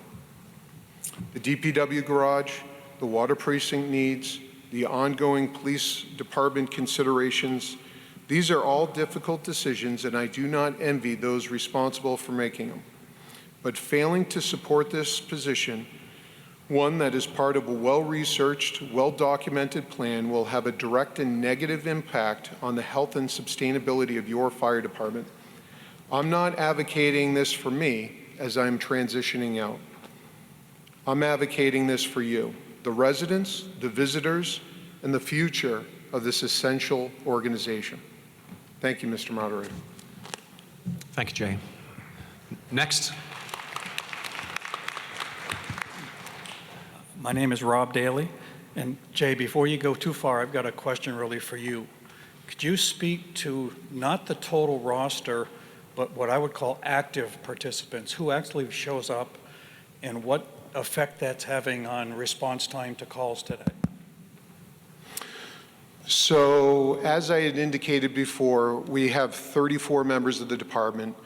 Some of those individuals, fortunately, we have some retirees who are super active, those individuals in their 60s and 70s. We do have issues with staffing like any organization that's basically volunteer. Although our members are compensated on an hourly basis, the problem is that there's no leverage on our individuals. Sorry, Mr. Moderator, I should be addressing you. And therefore, I would say that we have an active force out of those 34 individuals of 5 to 10% of our members.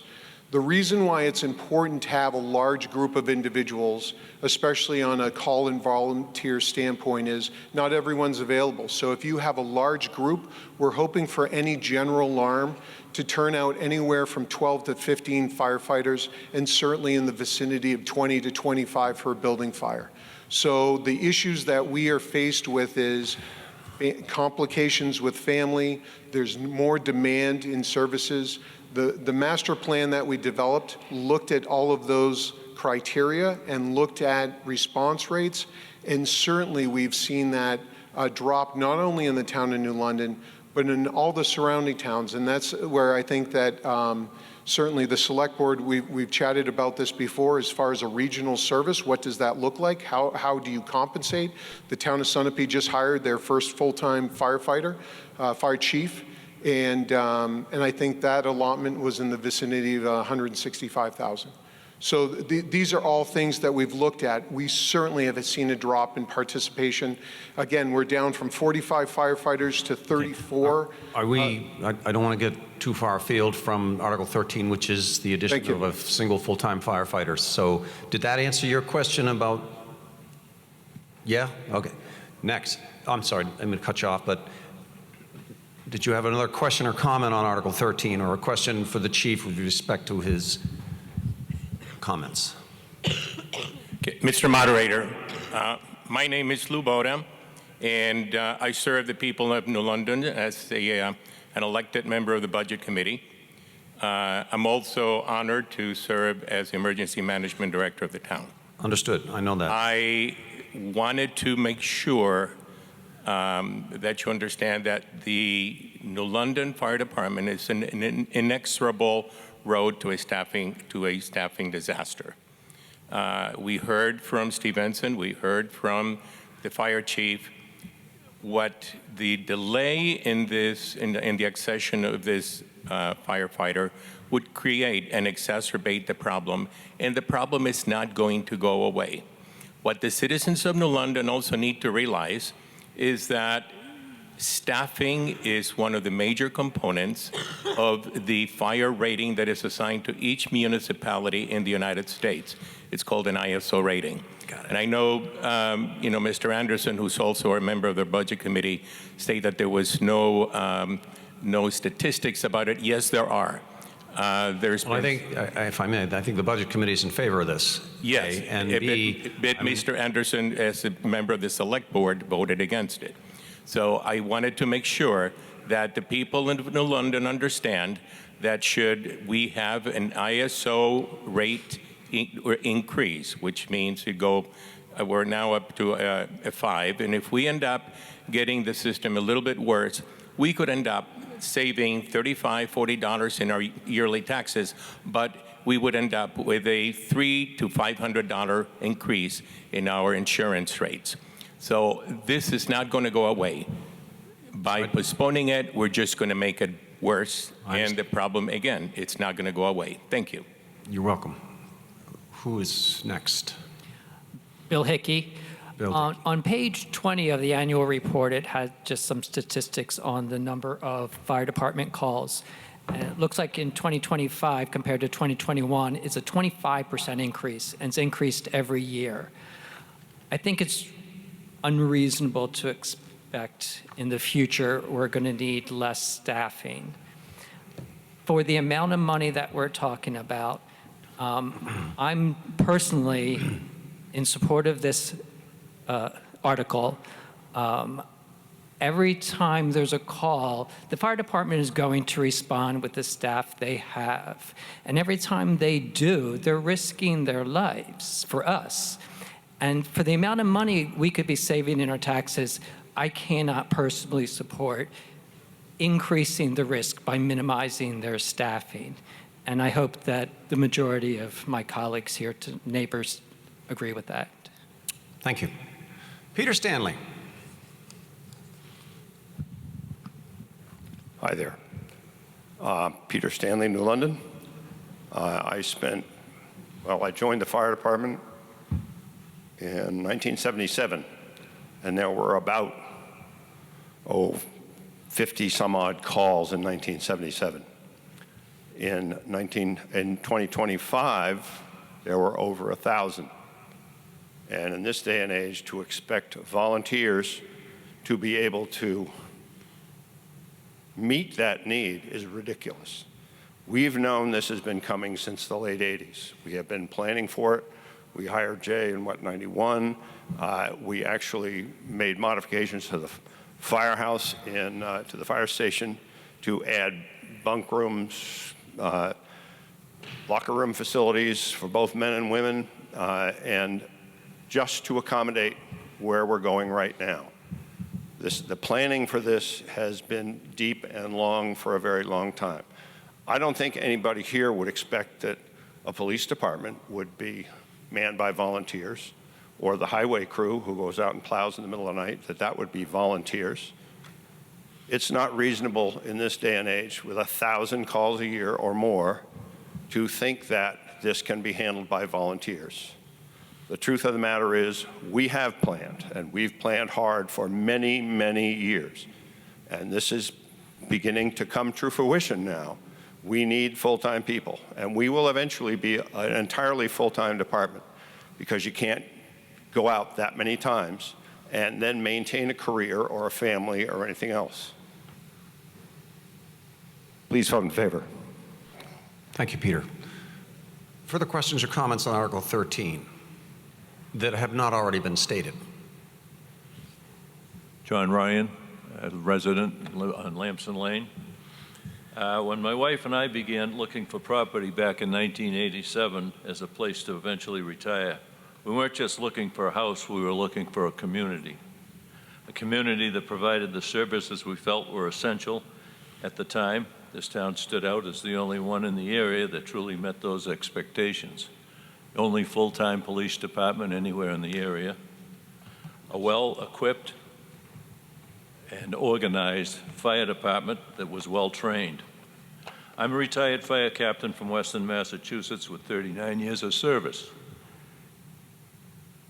And like everyone in this room, I don't want to see my taxes increase. In fact, my taxes have more than doubled over the last few years, especially recently. I understand that concern, and I feel it too, but I also understand something else, the critical importance of emergency services. The New London Fire Department provides phenomenal service. They're there for us day and night without hesitation, taking care of this community when we need them most. If it means spending $2.75 more a month for the average homeowner to have a fire officer in that firehouse 24 hours a day, I sure am in favor of it. This is a critical need, and I urge you to support it. Thank you. Thank you. Okay, further comments or questions on 13, or are we ready for the question? Okay. So let me just say, before we launch into this, that I've received a petition signed by 5 registered voters requesting a paper ballot on this warrant article. So we're going to do another shoebox ballot vote on this article. And if you go to your book of ballots, you should see a lime green one. Letter D. This is the ballot I would like you to use for this vote. So as our shoeboxes approach, please take this moment to mark your ballot, fold it over, and get ready to deposit it into the shoeboxes.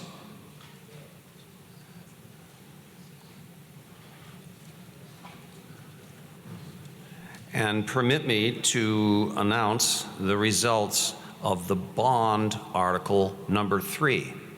That was for the study on Pleasant Lake. $100,000. Yes, 258, no, 2. The measure passes.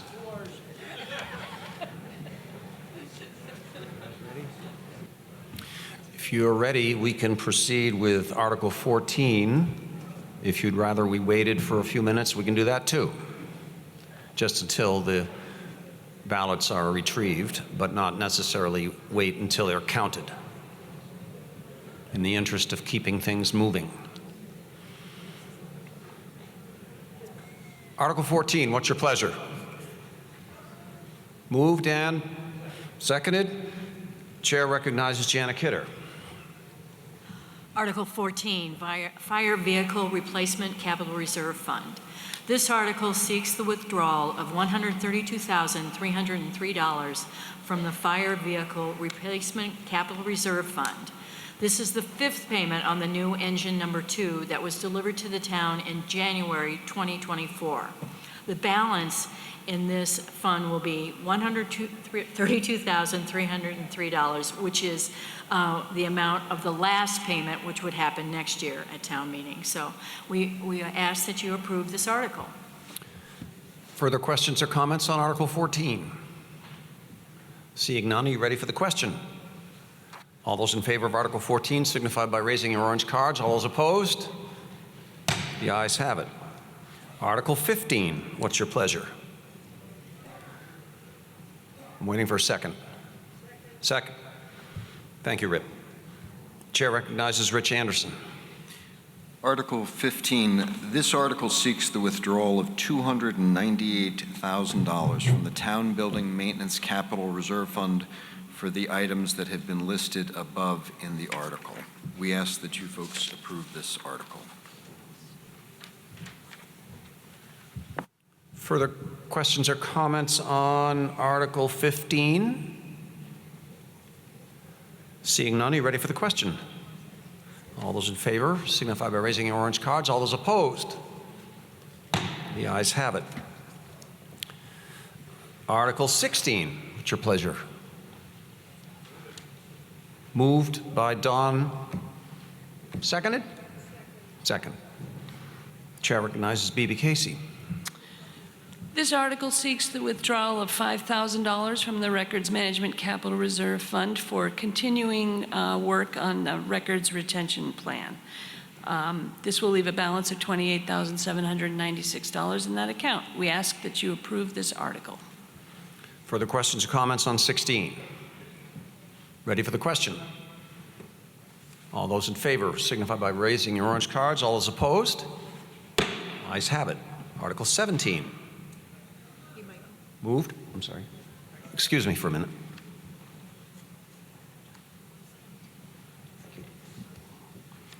Let's see.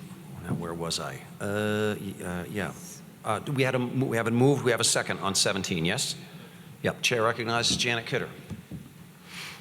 Sidewalk Installation Capital Reserve Fund. This article seeks the withdrawal of $200,000 from the Sidewalk Installation Capital Reserve Fund. If this appropriation is approved, the fund will have a balance of $226,057. We ask that you approve this article. Thank you. Further questions or comments on Article 17? Did I see a card in the back? No. All right. All those in favor of Article 17, raise your orange cards. All those opposed? The ayes have it. Article 18, what's your pleasure? Moved and seconded. Chair recognizes Rich Anderson. This article seeks the approval for the withdrawal of $50,000 from the Sewer Equipment Capital Reserve Fund. If this appropriation is approved, the fund will have a balance of $23,432. We ask that you approve this article. Further questions or comments on 18? Seeing none, are you ready for the question? All those in favor signify by raising your cards. All those opposed? The ayes have it. And at this point, I think we will take a short recess for the purposes of eating candy. This is a tradition. We do this every year.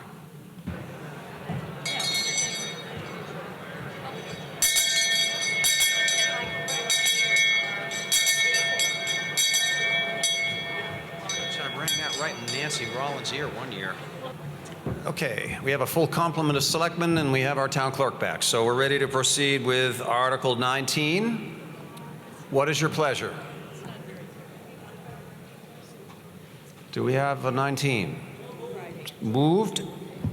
Seconded. Chair recognizes B.B. Casey. This article seeks the withdrawal of $60,000 for the purpose of the sewer pipe, slip line, and manhole rehabilitation from the Sewer Equipment Capital Reserve Fund. If this appropriation is approved, the fund will have a balance of $23,432. We ask that you approve this article. Further questions or comments on 19? Seeing none, are you ready for the question? All those in favor signify by raising your orange cards. All those opposed? The ayes have it. Article 20, what is your pleasure? Moved? Seconded? Chair recognizes Janet Kidder. Article 20. This article seeks to withdraw $23,000 from the Sewer Equipment Capital Reserve Fund for Jobs Creek valves and manholes, and to use the fund that was previously established for this purpose. We ask that you approve this article. Thank you, Janet. Further questions or comments on Article 20? Seeing none. Are you ready for the question? All those in favor of Article 20 signify by raising your orange cards. All those opposed? The ayes have it. Article 21, what is your pleasure? Moved and seconded. Chair recognizes Rich Anderson. This article seeks the withdrawal of $85,000 from the Tracy Library Building Maintenance Capital Reserve Fund. If this appropriation is approved, the fund will have a balance of $174,238. We ask that you approve this article. Further questions or comments on Article 21? Seeing none, are you ready for the question? All those in favor signify by raising your orange cards. All those opposed? The ayes have it. Article 22, what's your pleasure? Moved and seconded. Chair recognizes B.B. Casey. This article seeks the withdrawal of $75,000 for the purchase of a skid steer from the Highway Equipment Capital Reserve Fund. If this appropriation is approved, the fund will have a balance of $1,137,404. We ask that you approve this article.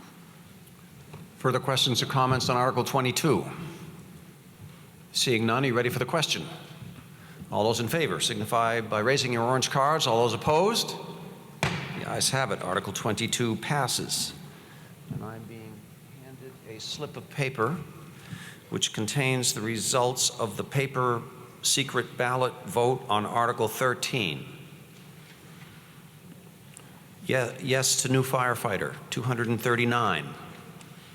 No, 29. Congratulations. We have another full-time fireman. For the clerk. We are on 22, yeah? 22? 23. 23. Thank you. That one passed. I forgot to write that down. Thank you. Article 23, what's your pleasure? Second? Second. Moved and seconded. Chair recognizes Janet Kidder.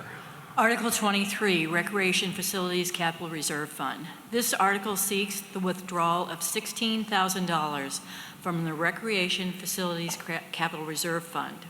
Last fall, the Public Works Department removed the recreation equipment, stabilized the area to prevent runoff, and installed some of the recreation equipment at Elkins Beach. Further work will be done, and there will be work done at Buckland Beach.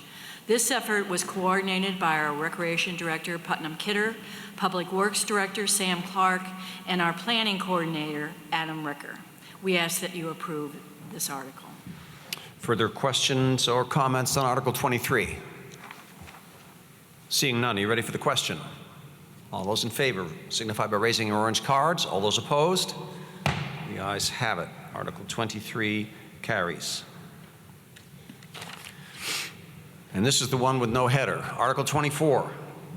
What is your pleasure? Moved and seconded. Chair recognizes Rich Anderson.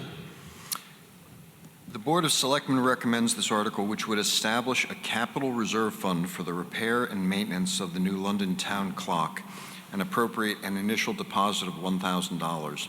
The town clock was installed in 1884 and was a gift to the town from Civil War veterans and local merchants, General Luther McCutcheons and Mark Nelson.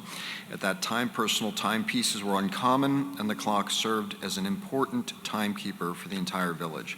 The clock faces were mounted in the steeple of the Baptist Meeting House on Colby Hill and struck the hour on the historic Revere Bell. Although the clock is located in the Baptist Church Tower, the clock itself is owned by the town of New London. Historically, the town has taken responsibility for maintaining and repairing the clock mechanism, while the church maintains the structure that houses it.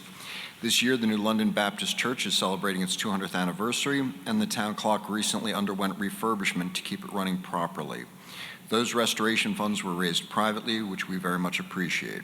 Establishing this capital reserve fund will allow the town to begin setting aside small amounts over time so that when the clock needs its next major refurbishment, estimated to be roughly 30 years from now, we will be better prepared. We ask that you approve this article. Further questions or comments on Article 24? Seeing none, you ready for the question?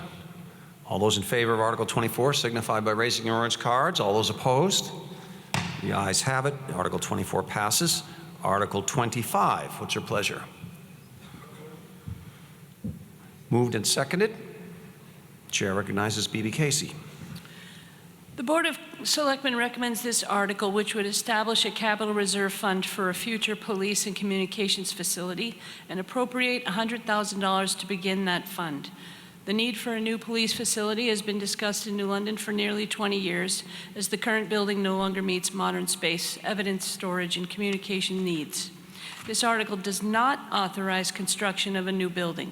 Rather, it allows the town to begin setting aside funds gradually while work continues to identify a suitable location and develop a proposal. Our goal is to continue that work over the coming year and, if possible, bring a more detailed proposal to voters at next year's town meeting. Establishing this fund now is simply a prudent way to begin preparing for a project that the community has been discussing for many years. This article simply allows the town to begin setting aside funds while planning continues. Any decision about building a new facility will come back to voters at a future town meeting. We ask that you approve this article.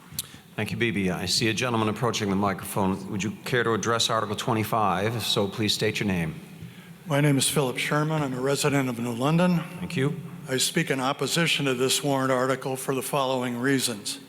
The taxpayers have failed to approve forward movement on a new police station at a new location 2 and in reality 3 times since 2018.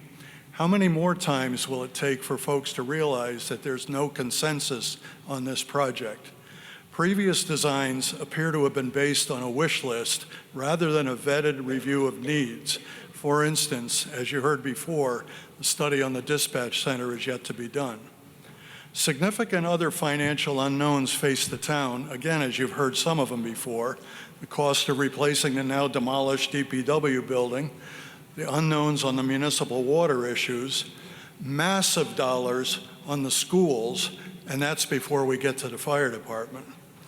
Further, giving the select board blanket access to another $100,000 on top of almost $200,000 spent to date on police station studies seems highly inappropriate without any kind of a consensus.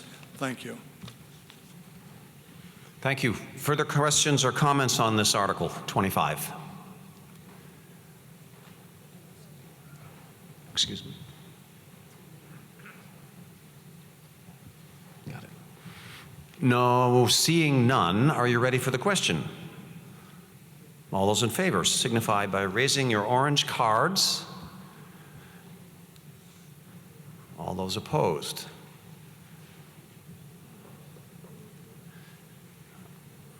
Chair's in doubt. All right.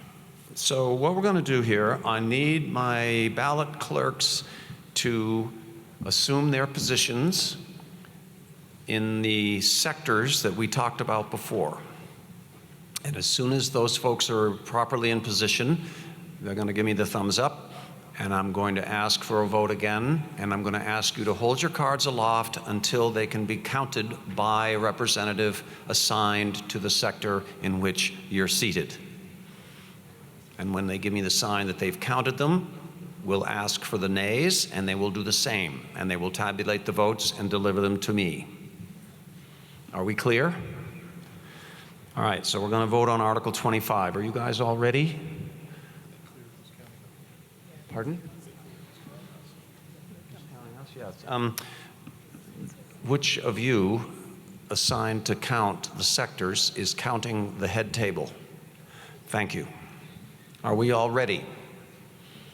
I need a thumbs up. Where are you guys? Got it. Got it. Okay.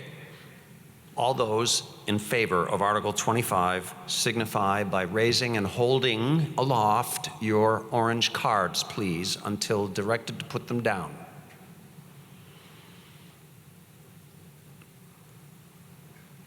You guys all ready? All set. Okay, put them down. Now, you guys got tabulated those results? All right. All those opposed to Article 25 signify by raising and holding aloft your orange cards.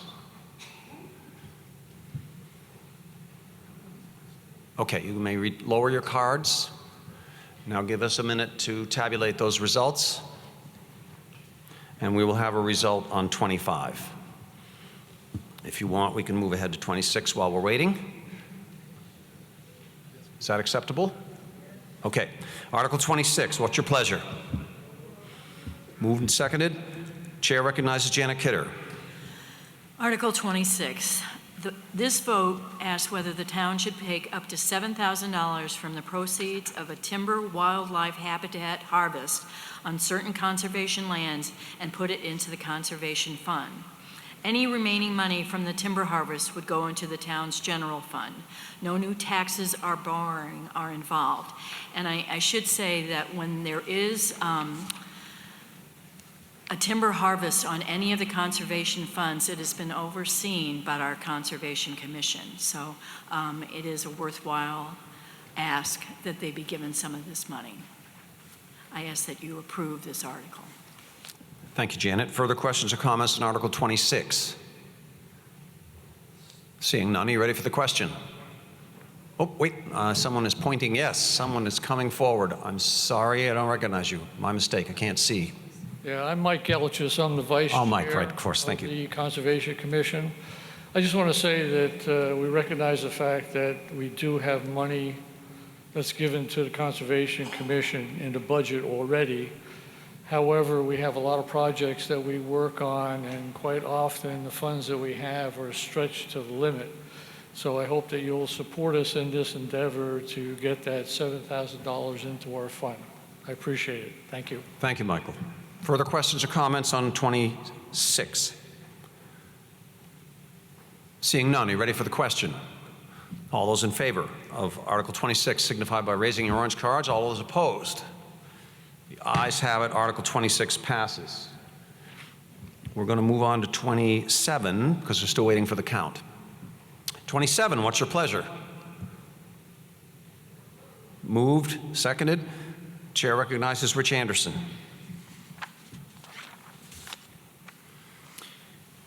This vote asks whether the town should increase the property tax credit for veterans with service-connected total disabilities from $2,000 to $2,500, starting with the 2026 tax year. This is a state mandate. We ask that you approve this article. Thank you, Rich. Further questions or comments on Article 27? Seeing none, are you ready for the question? All those in favor signify by raising your orange cards. All opposed? The ayes have it. 27 passes. Article 28, what's your pleasure? Moved and seconded. Chair recognizes B.B. Casey. This article would reauthorize funding for the Archives Committee to purchase historical items and other ephemera. Thank you. Relevant to the history of New London. This funding had previously been approved but expired on June 30th, 2024 before it was fully used. If approved again, the appropriation would be non-lapsing, meaning the funds would remain available until June 30th, 2032, rather than expiring at the end of the fiscal year. This allows the Archives Committee the flexibility to purchase items as they become available, since opportunities to acquire historically significant materials often arise unexpectedly. We ask that you approve this article. Further questions or comments on Article 28? Seeing none, are you ready for the question?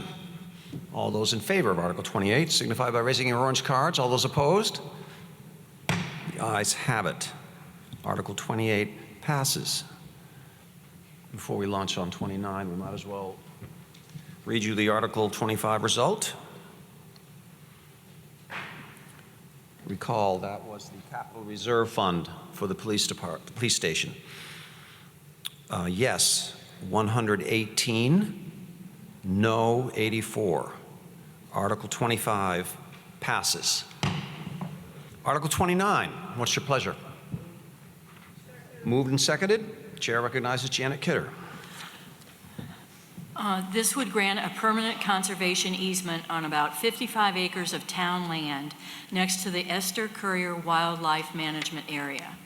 The easement will be held by the New Hampshire Fish and Game Department to ensure the land is protected from development forever. We ask that you approve this article, but before we do, I'd like to hear from Mark Vernon and have him talk a little bit about the amount of land that's been conserved next to the Esther Currier Wildlife Management Area. Chair recognizes Mark Vernon. Thank you. I'm happy to, although Mike Gelsius is our vice chair and also the steward of Esther Courier All right. Low Plains, so. Oh, you want Mike to answer I it? do. That's fine. If he doesn't mind. I think it would be nice to know how much land has been preserved there over the years. Mark Brennan. Hi, Mike Elches, Vice Chair.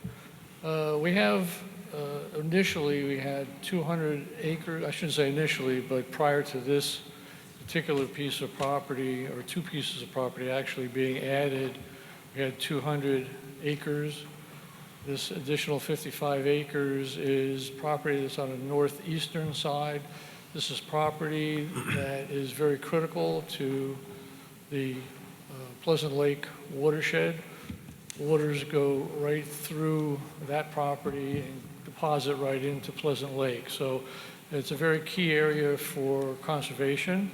I also want to mention the fact that adding this 55 acres will not cost anything to the town. And I think it's a very worthwhile project, so we ask for your support. Thank you. Thanks, Michael. Thank you, Mike. Further questions or comments on Article 29? Seeing none, are you ready for the question? All those in favor of Article 29 signify by raising your orange cards. All those opposed? 29 passes. Article 30, what's your pleasure? Moved and seconded. Chair recognizes Rich Anderson. This vote asks whether the town will allow the Select Board to accept private donations, gifts, or bequests for town purposes without needing a separate town vote each time. These funds would be kept separate from other town funds and managed like a trust under RSA 31:19. This authorization would last indefinitely and requires a majority vote to pass. We ask that you approve this article. Thank you, Rich. And if I may, I have a note here below this article that states that if the town does receive funds under this warrant article in the future, there does need to be a public hearing on the receipt of those funds. So there will be public notice about that. So any further questions on Article 30? Questions or comments? Seeing none, are you ready for the question? All those in favor of Article 30 signify by raising your orange cards. All those opposed? The ayes have it. The motion, the warrant article carries. Which brings us to the final Article 31, which is a little catch-all. To hear the reports of agents, auditors, and committees heretofore chosen. The chair is unaware of any said committees that need a report. So I don't think there's anything to vote on for this thing, and the only thing left is a motion to dissolve this meeting or adjourn or end this meeting. Moved and seconded. All those in favor, raise your orange cards. All those opposed? The ayes have it. Thank you all very much for being here and participating. It was a pleasure having you here. I did not read my quote, my Mark Twain quote. I didn't read my Mark Twain. No.